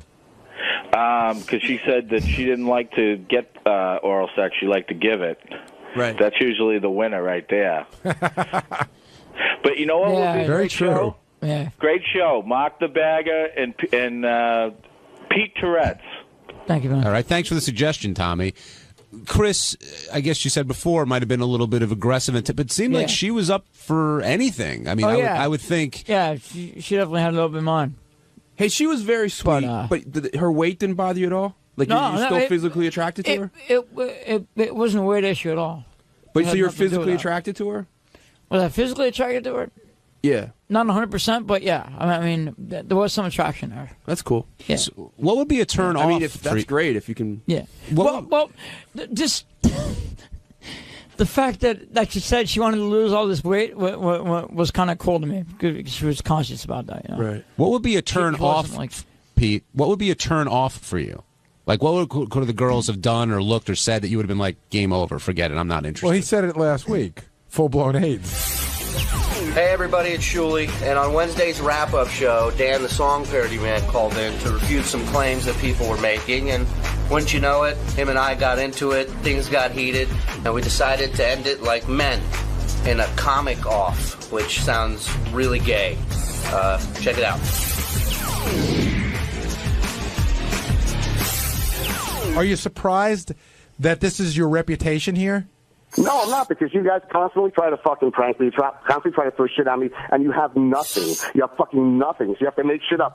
Shuli talks shit about me, talking about my fucking appearance when the guy looks like a cross between a Holocaust survivor and a fucking cancer patient. But what does that do? But what does that do when I get laughs and you get nothing on stage? And he's criticizing. I've never seen that happen where you got laughs and I got nothing. Again, please, let me remind you of a story. Let me remind you something. In Florida, you're on stage dying, eating the biggest shit sandwich I've ever seen a comic eat on stage for 10 minutes when a guy looks at me who's standing in the back of the room, looks at me, points to you and goes, "Who wrote this shit for him?" And I told him, "You wrote this shit for you. That's the shit you present on stage." I would doubt that there's a fucking writer out there that would be proud to say, "I gave Dan that material." Surely. I understand that you're a comic and you've been doing it for over 10 years, and I know that because I've seen you do the exact same set for those entire 10 years without changing it up, except for maybe adding like an Elliot Offit impersonation and shit like that. And I'm sorry that you said, I didn't mean to say that you're a bad comedian when I said lack of material. I meant that you had a slow news day, so you ran a bullshit news story on me. And if you're offended about about that, then fuck you, man. I thought we were friends. When you fucking first came to New York with no money in your pocket and J-Rock didn't fucking reserve the hotel for you, I fucking bought your fucking hotel room for you until I got You got my career started, and I thank you for that, Dan. I really do. No, you didn't get my. I didn't get. Well, then what the fuck are you taking credit for? What are you taking credit for? I came out here because I was booked on the Stern Show, not to fucking room with you in an apartment that you're not even paying for. No shit, I bought you. You sitting here like you're fucking handing out people gold. You're squatting in some guy's fucking apartment with hair all over the fucking place. You're twisting the fucking story. It wasn't my apartment. I fucking put my credit card down for you to have a room at the Park Central on 7th Avenue. And I appreciate. Listen, that has nothing to do with what we're talking about. You attacked me first. You attacked me first. Chris, and I fucking picked you up at the fucking airport. So don't give me the. So what did I? And what have I done for you in Vegas, cocksucker? What did I do for you in Vegas? Who got you to go up on stages that you fucking can never set foot back on again because you sucked so fucking bad? Who helped you in Vegas with all the fucking connections I had? In Vegas, you lying fucking piece of shit. Fuck off! You're a fucking scumbag. You're a phony. You're a phony scumbag. That you used to fucking do. Fuck off! Fuck off! You had nowhere to go. You're banned from the Hard Rock. Where else are you gonna go? Say this to my fucking face when it's not getting up on fucking. You gonna bring one of your knives, Boy Scout? I don't need any fucking knives. Give me a fucking break. All you do is get outed on the air and then threaten people with physical fucking confrontation. That's all. That's your only fallback, dude. No, I'm telling you, be a fucking man and see if you can look me in the eye. I don't need to look you in the eye. The same fucking lies in person that you're trying to fucking get air. That's fine. I'll tell you face to face when you come up here for your 1 day of work a week.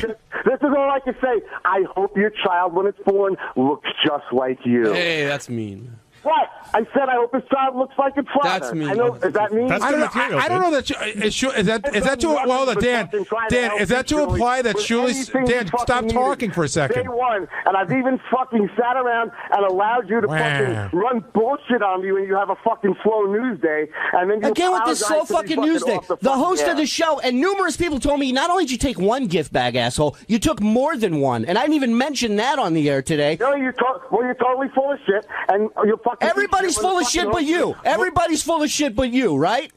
Yeah, absolutely. Right. You have it. You're never wrong. You can never take a step back and say, you know what? Maybe I was out of line there, right? We're all the fucking scumbag, lion, rat assholes, right? Somebody handed me something, okay? You guys are constantly trying to fucking set me up for shit. But when I fucking see you, you won't look me in the eye and tell the same fucking lies because you can fucking do it over the airwaves, but you can't do it to And my what are you fucking going to do? What are you going to do when you see me? You threatening me? You're going to come and punch me? You're going to come and fight me? No, I want to see if you're capable of fucking telling the same lies while looking me in the face and showing the same anger and animosity towards me while looking me in the face. Because it's easier to lie to somebody or lie about somebody when you're not looking them in the eye. But Dan, here's a newsflash for you. I'm not lying about what I'm saying. I'm just telling you what the fuck went down, what I was a witness to, and what numerous people were a witness to. And I was in the fucking studio, jerk off. I was there. I saw the bags lined up against the fucking wall, and I watched you fucking walk off with one. No, you watched. You weren't there when the host of the show handed it to me. You watched me leave. Who was it? Crystal Gale with her fucking long hair that I misstepped for you? Get the fuck out of here. Listen to me, Shuli. You're a fucking piece of shit. You're showing your fucking true colors. I am. I don't bring a second suitcase when I go to fucking help a friend so I can clean out their fucking room. That's a scumbag. That's a fucking scumbag. Never did that. Of course not. And again, fucking Sal keeps trying to crowbar that fucking story in that fucking Levy's old driver fucking said. Yeah, and now all of a sudden Yucca was witness to it. The last time it was somebody else. How many people fucking flew home with me, okay? I got the fucking ashtrays right here that were from the fucking Beacher show. They weren't from the hotel. I fucking prevented other people from taking shit from Artie's room. Some people that used to work for the show. Dan, hold on a second. Do you think that there's a concerted effort by everyone on the show against you?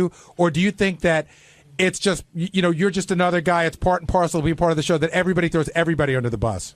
Everybody throws everybody on the bus. But you say you don't have anything fucking truthful to throw them under the bus with, they will conjure shit up. But you don't think you're getting it any worse? About the fucking ashtrays came from Sal, and he wasn't even there. Dan, you don't think you're getting it any worse than anybody? What? No, I think everybody gets it. But you know what? I'm not a fucking pussy. I'll stand up for myself. Hey, Dan, I know you said everyone's... Let me tell you some good words to live by. Don't ever start shit with anybody, but don't ever take shit from anybody. I don't start shit with anybody. What fortune cookie did you read that in? It's fucking game on.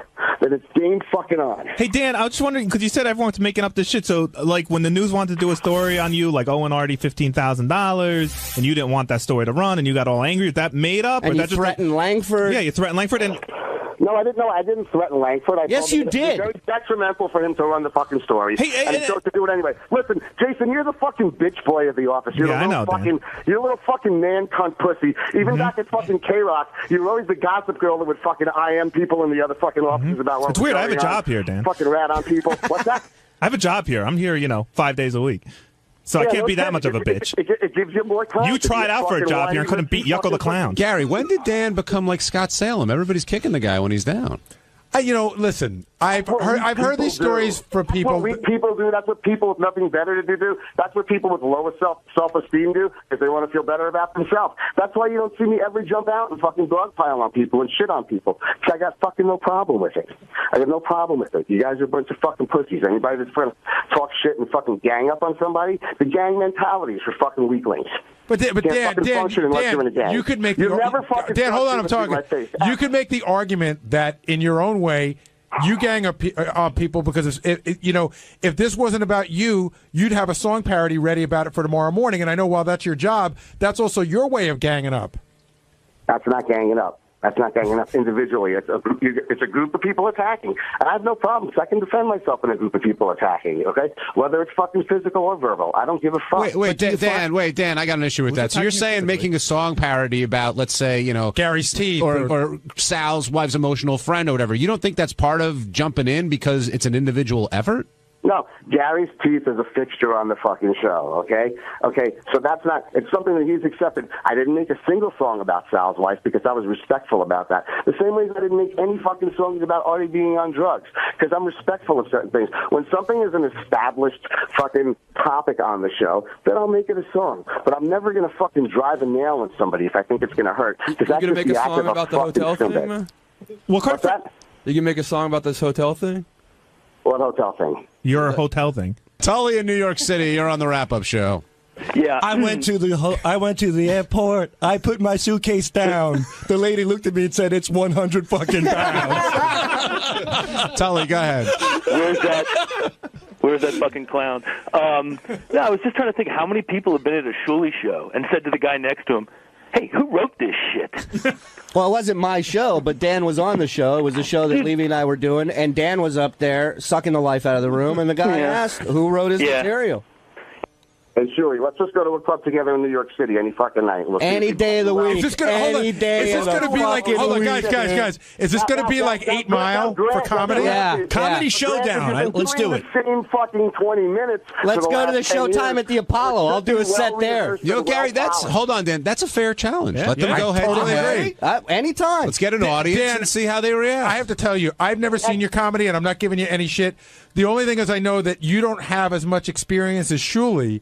So I would think it would be more difficult for you, but I've never seen you. No problem. We just go to a random comedy room, not packed with Stern fans, not packed with any friends. And can I tell you something? The last time I saw Dan perform, I even complimented him on a bit that he did that I actually thought was really funny, and I told him about it, the one about your dad that you did, about your Jewish father, and I even complimented him about that. But, of course, because it was to my face, Julie. You're not looking me in the face right now. I just complimented you now on it, douchebag. Open your move the hair out of your fucking ears and listen to what I'm saying. I just complimented you on it on the air, like I did to your face. And if you were standing in the studio right now, I'd tell you that you're an unfunny scumbag to your face today, like I did on the air. Hey, can we do the challenge, Dan? I'll give you the opportunity to do that in person any fucking time. Can we do the challenge tonight, Dan?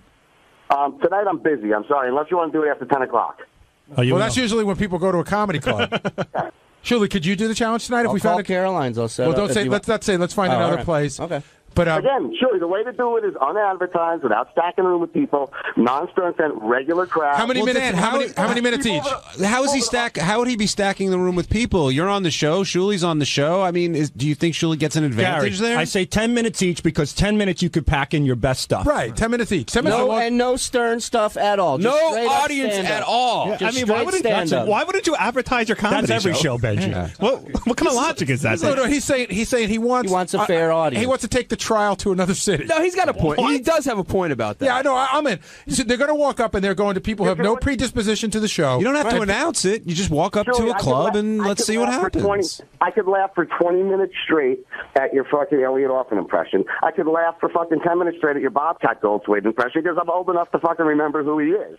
But if we just go into a regular fucking room, okay, where people aren't going to fucking know Elliot, they're not going to know the other stuff, and you just do your regular material, the stuff that I love. The That's fucking fine, Dan. Whatever you say. Just make Whatever hold you on. say. Just make Dan. Hold on. Dan, stop talking. Jesus. Just make no Stern Show references. That's fine. I'm fine with that. I've been doing. I did levels stand that up playing long field. before I started working here, and I got unlike and Dan has a lot of material that has nothing to do with the show as well. So I'm more than happy. All right. I'm more than happy to do that. 10 minutes. No Stern Show references at a site you guys agree on. This is like 3 o'clock. We don't know if it'll be tonight, but whenever we do it, make sure TV knows about it because I want it taped and I want audio for the show. And if Dan loses, he cuts his ponytail off.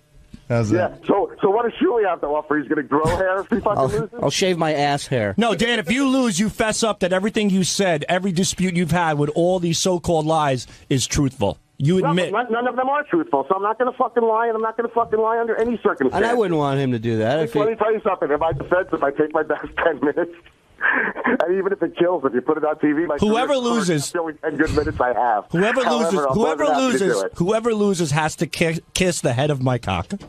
Actually, boy, that's really gay. No, for you. the foreskin, Sal's a winner no matter what. With the foreskin over it. You have to kiss my foreskin. Okay. All right. Sal. Whoever loses has to kiss my foreskin. Boy, Sal wants some guys on his cock so bad. I don't care that it's Dan or Shuli. Why would you want a guy to kiss your penis? Because it's disgusting, and I won't bathe for 2 days, and it'll smell like everything is always like a twat rash. Thursday's wrap-up show, all the talk was about the Superfan Trivia Contest, which came down to the last question, and Gina pulled it out. It was surprising that a woman won, surprising that Steve crossed out his answer when he almost had it, but not surprising that no one knew what Vinny Favale's full title was over at CBS. But it was a great contest. We talked about it a bunch, and here's how that went.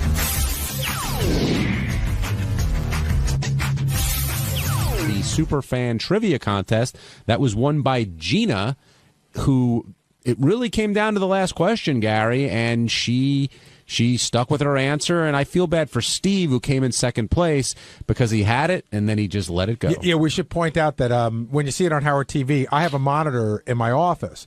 So when people were writing down the answers to their questions, the camera sort of pans across so you could see what everybody's doing. So I could see the answers that people wrote down before they revealed them. And Steve had written down the correct answer. And then Howard said, Matt, what do you have? And Matt, who was his competitor next to him, held up his answer. While he was holding up his answer, Steve, out of the clear blue sky, abruptly just scribbled off the right answer and put in the wrong answer. And Artie and I and Robin, we all saw it on our monitors, and we were like, what are you doing? But you can't yell it out because that's the contest. You got to go with your gut in those situations, I guess. And something overcame Steve. He thought differently, and it cost him. It cost him the big prize. Should have read the book Blink, where they tell you to go with your gut reaction. But what did you think of today's contestants? They were all really good. I could tell that, what was the guy from Boston's name again? Matt. I could tell that Matt was going to have Matt was at a disadvantage just because of his age. You know, it's just one of those things where you really have to have been listening to the show for a long time to run the gamut. But for a guy his age, I thought he knew a lot. He did very well. And I thought the questions, they didn't go necessarily that far back in Stern Show history. I mean, there was a question about Java and a couple others, but I thought he did well. But Steve and Gina both, hey, they know their stuff. I thought Steve was a slam dunk. When I saw him in the green room, I had played him, I think, on Stump the Buoy, Beat the Buoy, and I beat him, but he was really, really good. But she was great. God bless her, man. She really kicked ass. And I've heard through people who work on the show here, I guess she's sort of in the inner circle of some of the Whack Pack and the Killers of Comedy. They say that her and her husband are like the nicest people you'll ever meet. Oh, good for her. Congratulations, Gina. Were you surprised that a woman took home the big prize, Gary? A little bit. I mean, I've met women who are big fans of the show, super fans, but there's just so few of them that I mean, there are a lot of female fans of the show, but there are very few women who really, really know their stuff. And I just thought that guy Steve, he had a cockiness to him, and he just looked in a confidence. I thought he was going to be able to pull it off. Now, Matt from Boston said a couple of things I found compelling. One was how the pride he took in heckling Artie and getting Artie to notice him, just being acknowledged. Do you encounter that as well? Like somebody, if they can get you to react to a Baba Booey, the pride they take in annoying you in some instances? I guess. I mean, I only see the part where I'm annoyed. I don't know the pride that they take. I don't know if they go home and brag to their family. I think one of the most annoying ones, I get it all the time, and sometimes it's a term of endearment, and sometimes people say it with like a thickness to it. They're like, "Hey, what's up, Baba Booey?" And you can tell it's like that. But one of the most annoying ones is when I first moved up to Connecticut. I was in the supermarket, and the guy got on the speaker, and he's like, Baba Booey, third aisle, Baba Booey. And I'm sure he went home and told his whole family, I tormented Baba Booey today. That's so funny. I never heard that. That's very funny. Yeah, it was, and I'm like, I just moved up there, and I was like, God, I'm just trying to get lettuce and fucking whatever, avocados, whatever my wife wanted. With the family, or were you by yourself? I was by myself, but that's even weirder because I'm like walking down the aisles, and no one's reacting to it except for me. Like nobody in the store knows even what that means. No, but the guy who's saying it over the mic sure knows what it means. So proud, so happy. And the other thing Matt said was how big of an Eric the Midget fan is, and he was just thrilled beyond belief to be able to speak to Eric on the phone. How did you think Eric handled those accolades that Matt gave him? Oh, the way he usually does, barely breathing. You could tell, Eric, you're the greatest. I think you're the best. Da da da. 5, 4, 3, 2, 1. The long pause. Good.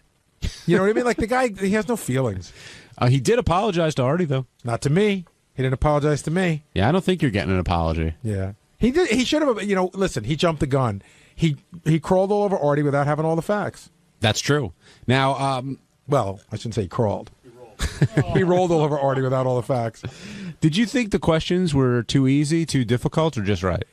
It's very difficult for me to judge that because my knowledge, I think, is so extensive that I wonder how much a fan knows. I actually moved some of the questions around. Jason put them together, and I'd taken 2 questions that were in the easy, and I moved them to the medium. But I guess they were sufficient. The way you failed on a question is when nobody gets the answer. Mm-hmm. And there was one of those today where no one got the answer. I thought that made it. I mean, it was so. I thought it was calibrated just right, and I think even the fact that there was one thing that everyone missed, I thought it made it kind of interesting. There was, I've been here a long time. There's a couple things I didn't know and a couple things I did. I was impressed. Did you think it was going to come down to knowing Vinny Favali's title in full? I don't know if anyone knows that. That's a great. Even I had everything about it right, except instead of calling him vice president, I called him head. I always call him head of head of late night programming, CBS East Coast. But now, do we know, is he still that? Because that's what he. Yes. Okay. Yeah, vice president, CBS late night. East Coast. Late night, vice president, late night programming. Isn't development, or no? CBS East Coast. Late night programming. They haven't developed anything in 20 years. The East Coast is a kicker, but Steve, on the East Coast. Well, that was the fun part, yeah, East Coast. Well, Steve, though, almost had it. He just had director instead of VP, and he didn't have CBS, and Gina was close as well, but she didn't have that full title. That was a good question. Yeah, that question was a killer. Were you worried that Howard was going to run out of questions? They kept getting them all right. Well, yeah, John, you and I were in the back. It got to the point where they were getting them right. John and I started trying to come up with some good questions just in case Howard said, what am I going to do? Because I hate it when he says, all right, we have nothing left, let's just split the money. It's a game. You should have a winner. Yeah, and these guys set the bar really, really high. And again, congratulations to all of them. I know we did it once on the show, but which staff member do you think would have done the best on this quiz today? Me. I really do. I mean, I think I go back the longest way, and I have a good memory about it. And I think, in fact, there was one question in there, and it was the only one I didn't know. It was one that we didn't use. Which staff member broke the glass on the Xerox machine while copying his bare ass? I think I know that. Who? Fred. That's correct. That's correct. Yeah. And I didn't know that one. Yeah. Yeah. Do you think you'd do well, Benj? Yeah, pretty well for the years I was here. I've been here, yeah. Right. The problem for you is that there's a huge chunk of time back, NBC and before I know of because I've assimilated in, but yeah, there's a lot of stuff I didn't know the years of Bongo. I knew around what years, but that wouldn't have. Those are the hardest questions, I think, when you need the specific year or date. That's really tough. Yeah, for me, Bongo, I put everything to to something that's going on in my life. It's the same way I can tell you almost any year of a record by sort of remembering where I was when the record was. So for Butt Bongo, it was easy because I remember Mary and I had just gotten married, so I knew it was 92. It was easy. Now, if you missed it, here's the big ending where Steve comes so close, but Gina ends up winning Howard Stern Superfan Trivia. What Tom Cruise movie did Kenneth Keith Kallenbach have a scene in before it was cut? The super fans are writing. Steve is the last one to put his pen down. I'm going to go to Matt first. Matt, go ahead. I said Rain Man. Rain Man is not correct. Steve, go ahead. I originally wrote Jerry Maguire, but I believe it was Vanilla Sky. Vanilla Sky is not correct. Let's go to Gina. Gina? Jerry Maguire. That is correct. You screwed yourself, 25 points. You are a super fan extraordinaire. Well, Steve and Gina are making out. Matt shaking hands. Steve, I thought you had that one. You had I did have it. What went wrong? You crossed out the right answer. Yeah. You had Jerry Maguire. Why did you cross it out? I just I knew that was Artie's movie. That's the same one I got cut out of. Yeah, Yes. but it was the two of them I'm a together. loser. You know, our hearts go out to Steve, but congratulations to Gina. And a good group of people today. Sometimes when people come in like that, they can be really, sometimes people get weirded out when they meet some of us and they get sort of odd and annoying. These were all super nice people. Nick in Lake Tahoe, you're on the wrap-up show. Hey, guys, how you doing? Hey, Nick, Who what's came up? up with all the questions? Jason. Did you all put them all together yourself, or everybody kind of pitched in on it? What's the deal on that? Jason came up with some of them. I think John pitched in. Doug Goodstein pitched in a little bit, too. Yeah, it was mostly Jason. Jason coordinated it, and then we sprinkled in a couple. Yeah, the hardest one I had was the movie one. Which movie did Howard take his first wife to? Yeah, Besides that, I did really well. I didn't know that one. When I looked at all the questions before, that was one of the ones I didn't know. That's a tough one. That's a tough one. I'm a huge Lenny Bruce fan. So. Hey, that was a great job today, guys. You guys have a good vacation. We'll talk to you. Thanks. Right, thank you, Nick. Let's go to Rob in Connecticut. Rob, you're on the wrap-up show. Hey, guys. Good job today. Real quick, one funny thing I noticed that, given the size of some of the people in there, nobody even picked up on it. When they asked the question about J.D. and the web girl that he was a fan of, the one guy mentioned Cookie Puss, and nobody touched on what Cookie Puss actually is. It's a giant, ice cream cake from Carvel. Yeah, no, we know it's a whole bit with Fred, and we did a whole bit about it, and we just think that everybody knows because it's been played on the air so much. I thought the series of answers to that question was probably the funniest part of that entire bit. It was Cookie Puss. No, one was Pussy Fur. Pussy Fur, the first guy said. Then he said Kissy Fur, which was correct, and then Cookie Puss. Hey, did she ever... I don't know, JD's not... Did he actually get her to use the dog on her? I'm not sure. Only JD would know that. And I don't think JD was particularly pleased that question was used. Did you hear him yelling from the back? Yes. He was like, good enough already. I think as different questions went by, a lot of people yelled when it was their question. How did you react about the 80 blowjob? I just said it's all for the show and moved on, even though I never claimed that.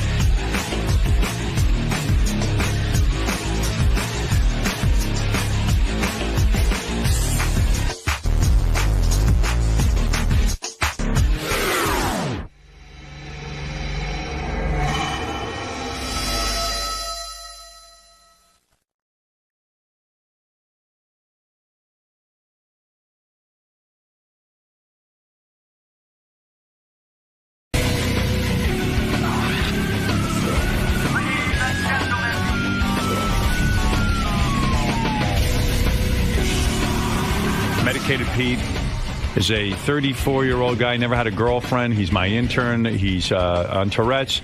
Let's bring Pete in. Where's he coming in from? Come on, Pete. Who knows? Who knows if we can find him? There you go. There he is.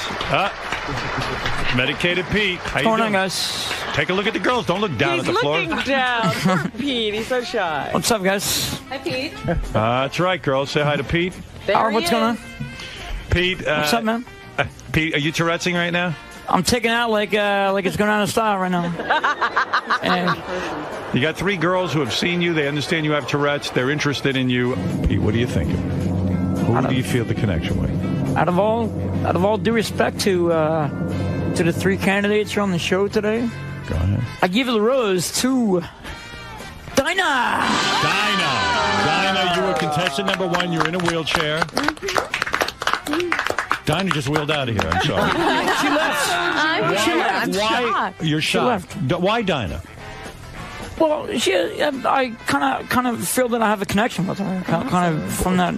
From what, Queen? From the just the disability thing, you know. Let me just talk about Pete's date real quick. I'll give you the update. Pete, come on in. Hey, Dinah. Hello? Dinah? Yes? What was that? What? You were like this. I have to pee. Oh, you have to pee? I have to pee, yes. So why don't you go pee? Because we were waiting for you, but we Go can do pee this. now. I'm feeling too much pressure. No, it's okay. We can do this. Pee, well, listen. Want to bring? Are you there? Want to bring the phone with you into the toilet? No, it's okay. All right, Dinah.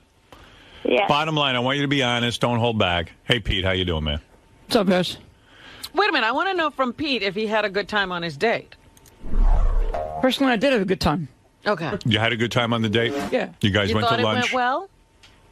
And we had a good time. You went to lunch? Yeah. You had some conversation? I had some conversation. Yeah. Then you guys rode the mechanical bull? Well, you did. That was Dinah pretty did. fun. She did, too. She did? Yeah. All right, we got some film. We'll show that. We'll show we got some video. Yeah. All right, Because I Dinah. just wanted to know his perception of how things went. Dinah, Right. I really want honesty here. I don't want you to sugarcoat it. Okay. How did it go? Well, I did have fun on the bowl and stuff, but I have to be honest that it was really tough. Yeah, I could tell. I didn't watch the video. I listened to the audio of the video. Okay.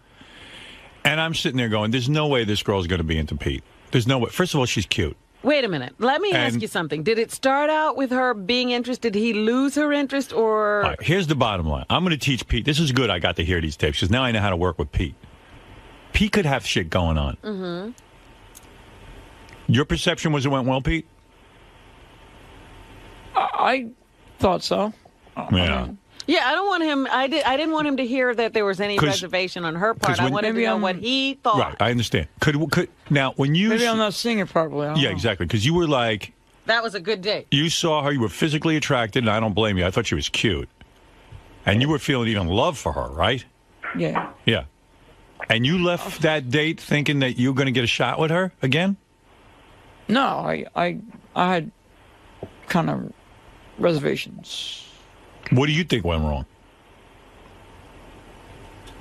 I don't know. I can't really put my finger on it. you know? See, now this is with Yeah, your I prompting. can't He's really now do that. seeing. See, I wanted to know. I understand from what you him wanted to know, but I have that- to cut to the chase. Yes, but I really Yeah. wanted to hear that he thought it was a good date. He thought did. he had a chance. Yeah, he thought he had a shot. Yeah.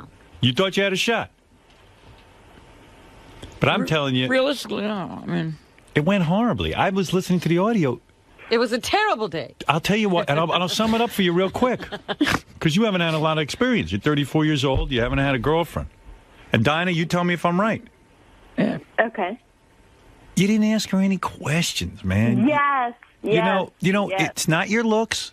It's not your affliction with the Tourette's. You couldn't have been any less interested in her. When you're out with a girl and there are such long silences, you wouldn't believe it. Real uncomfortable long silences. Were there? All Pete had to do was pretend you're the host of an interview show. And here's your subject, Dinah. And you're there to hear everything about her life. Right. All you had to say to her was, Dinah, I'm so interested in, your life. So tell me where you were born. Boom. I was born in a small hospital and blah, blah, blah, blah, blah, blah, blah, blah, blah. Okay. But you got to listen. You got to listen because you got to have follow-up questions. And so you conduct an interview with a girl. And this is a great lesson for guys. And it took me years to actually realize this, that it's really not that hard to talk to girls. All you got to do is pretend to be interested in them. Mm-hmm. Pretend? I mean, be interested in them. Here's a girl in a wheelchair who's going to go to law school. So what do you say to a There's gotta girl? be some interesting What do you stuff. say, Pete, to a girl who's going to law school?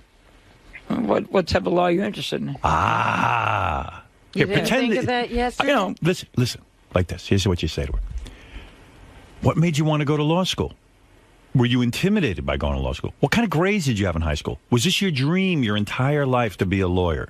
Was your father a lawyer? Anyone in your family a lawyer? What is it about the law that interests you? Do you ever get frustrated that lawyers have such a bad reputation?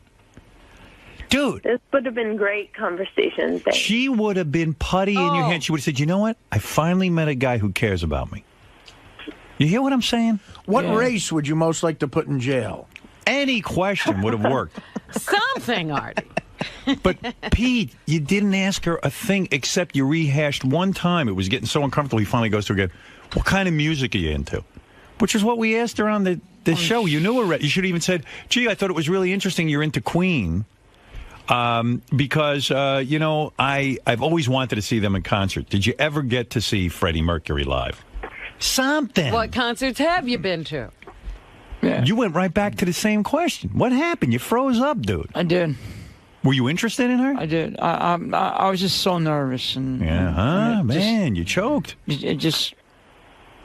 You choked didn't on this go one. well. You know what, Pete? When you want something, you have to get over the nerve. Well, not only that, it got so quiet in there. All they were doing is eating. And Pete's, like Not most the guys who are, greatest eater. he's not the greatest Music eater. anything, A lot of food flying all over the place. And, right, Dinah? Yeah, that's just part of the food date, is the messiness sometimes. But you would have been okay with it if the guy was really a good guy asking you questions. When girls say, I want to only meet a great guy, all they're talking about is some guy who wants to ask him a few questions. Mm-hmm. I'm telling Interested. you. Yeah. All right, I'll play you some of the tape here, Pete. Oh, this is brutal. Painful. Here we go. I'm not so sure I want to hear it. But... No, it's good for you to hear. Go Because ahead. if I get you another date, you can't blow it like this. Any question, Yeah. like what kind of gravy would you like on your shirt? What? What you got, Pete, you ready to hear this? What? I'd rather go like this with chalkboard, but Go ahead. Don't you want to learn something? This is the tough part of the tough whole part of stuff. learning, Yeah. All right, okay. here we go. Medicated Pete. Let me find Let's what do page. I got you. I listened to this morning. I had a hard time with this here. I wanted to just give you a hug and say, Pete, this chick was a winner. You could have had this chick out of her wheelchair, laying there in the bed with those wobbly legs spread, and you could have been inside. This is not a girl who, she ain't too particular. Right, Dinah? I have standards. I understand. But no guy's getting into those pants if you don't ask her a question. Conversation. Yeah. Yeah, I could tell. You didn't even give him your number. She did. You got the number? Yeah. I did, because it was kind of an awkward situation. I wasn't sure what to do. Yeah. Yeah. I once gave my number to Charles Manson because of it. It's just awkward. So I said, here. You see, you got the number, but you ain't never. You didn't call her last night, did you? No. No. She's already changed her number, I bet. Email address, too. That's one of those temporary phones. Yeah. How soon into the date did you know it wasn't working, Dinah? Well, I mean, at first I was hoping that I could get him to talk a little more, but I don't know, as we kind of walked over there and it was really quiet, I kind of got the hint that, like, oh, wow, I don't know what to do with this. It was But weird. Dinah, couldn't you help him at all? Could No, you she just- tried. You'll hear the tape. She Yeah, tries. she She tried. really tried. Yeah. Oh, dear. And, hey, I was leaving work. I saw Pete crouched down in the hall with his head down, and Dinah's sitting next to him, and he wasn't saying anything to her. I knew there was going to be trouble. Head down. I should have pulled you aside right then and there, Pete. Right? I should have given you a lecture on how to I was handle getting it. kind of nervous. Is that what happened? Yeah. What are you so nervous about? Because I didn't, I don't know. You thought she was out of your league? No, with the... I don't know. Well, Pete, when What do you you've mean you been don't sitting know? at home thinking about, girls, you've been dying to have a date, right? Haven't you rehearsed this in your You got- brain a million times? Let me ask one question. Yeah. What happened? What do you mean you got nervous? Well, it probably all went back to that staring thing in the hallway Yeah. with the equipment.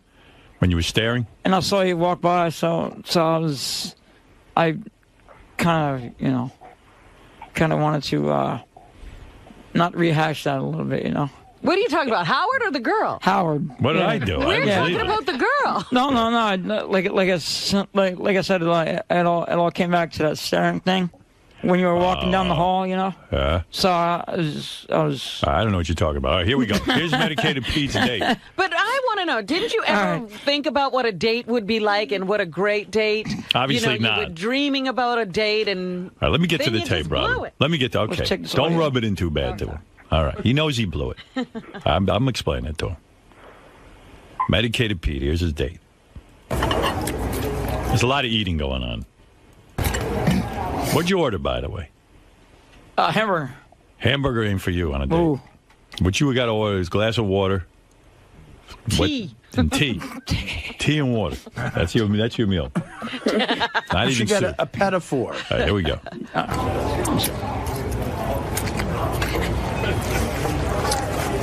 So I wanted to give you my my contact stuff too. Okay, cool. Or you can even, if you have my email, so if you just drop me an email, okay, then I will have your information. Okay. We'll do that. I'm sorry. That's okay. Close quarters. Yeah. That's when you poked her with your arm accidentally, but at least I made some cut. He poked. He said he was sorry because he poked her in the arm with his arm. Oh. But at least it led to some Just conversation. a little tick or something? Yeah. There's some stuff in here.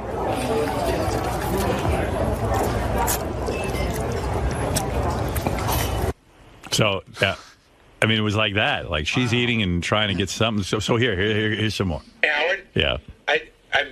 I mean, this is making me sad to say. I think Pete's near tears. Oh, are you? Oh, Pete, you are? Oh, no. Oh, no. Pete, I'm going to get your girl. Don't worry. This is a good... She was the warm-up. I was, Oh, dear. You're going to be fine. Come on, I mean, well, I mean, I don't know. I think I know the whole conversation, but... You choked on But I it, guess not that's all. yesterday. Not yesterday. All right. Are you laughing or crying? If you start crying, I'm stopping this. I'm laughing my ass off. Oh, okay. Good. I mean, So only...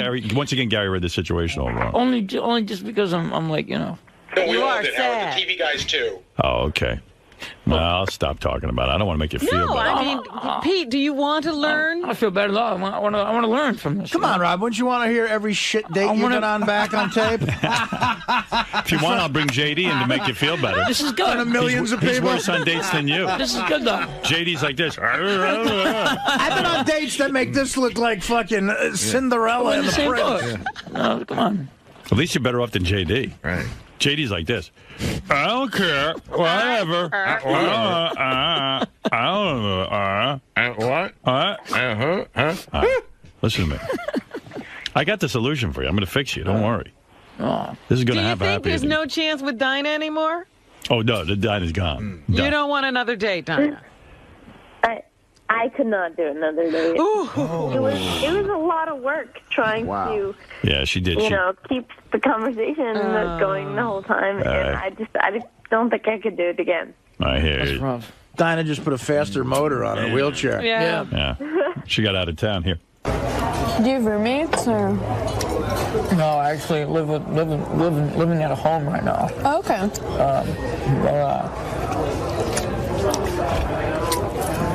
A lot of my classmates, now that they're going back to school, they live at home, and they always say it like, I'm living at home, but it's like, yeah, but you're saving so much money. I'm so jealous. Yeah. That's that's a good thing about it, though. Yeah.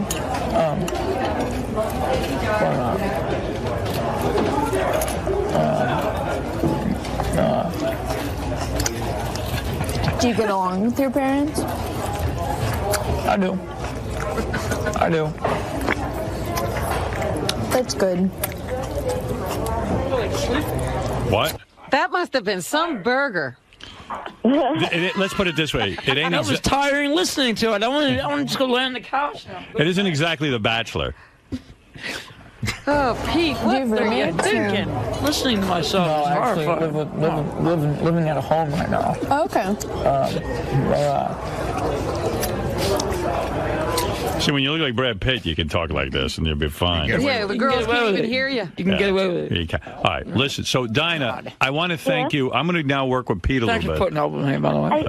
I think if you worked with him, I don't think it's Tourette's. I think if you worked with him on some social skills and how to go out on a date and how to talk to somebody, I think that would go a really long way, because I think he has something there. He just doesn't really know how to work it. I know what to do, Dinah, and I want to thank you because actually now I know how to. Pete, I got this all figured out. Don't worry. Well, you're welcome. I'm glad I could help you figure it out. Thanks, Dinah. Thank you. All right, now listen to me. I got this figured out. I got more of this tape, but you have enough of that. Yeah. All right, listen to me. If you want to see Pete ride the mechanical bull, that he was good at. He did ride the mechanical bull. He had a better relationship with the bull. Look at your TV screen. There's Pete on the bull. You, Pete. I got to say, he's got the cowboy hat on.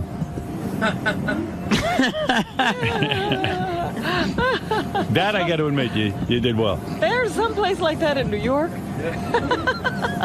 It takes balls to get on that thing. Oh, my goodness. It's over, Pete. That's it. Pete froze. Cool. Nice.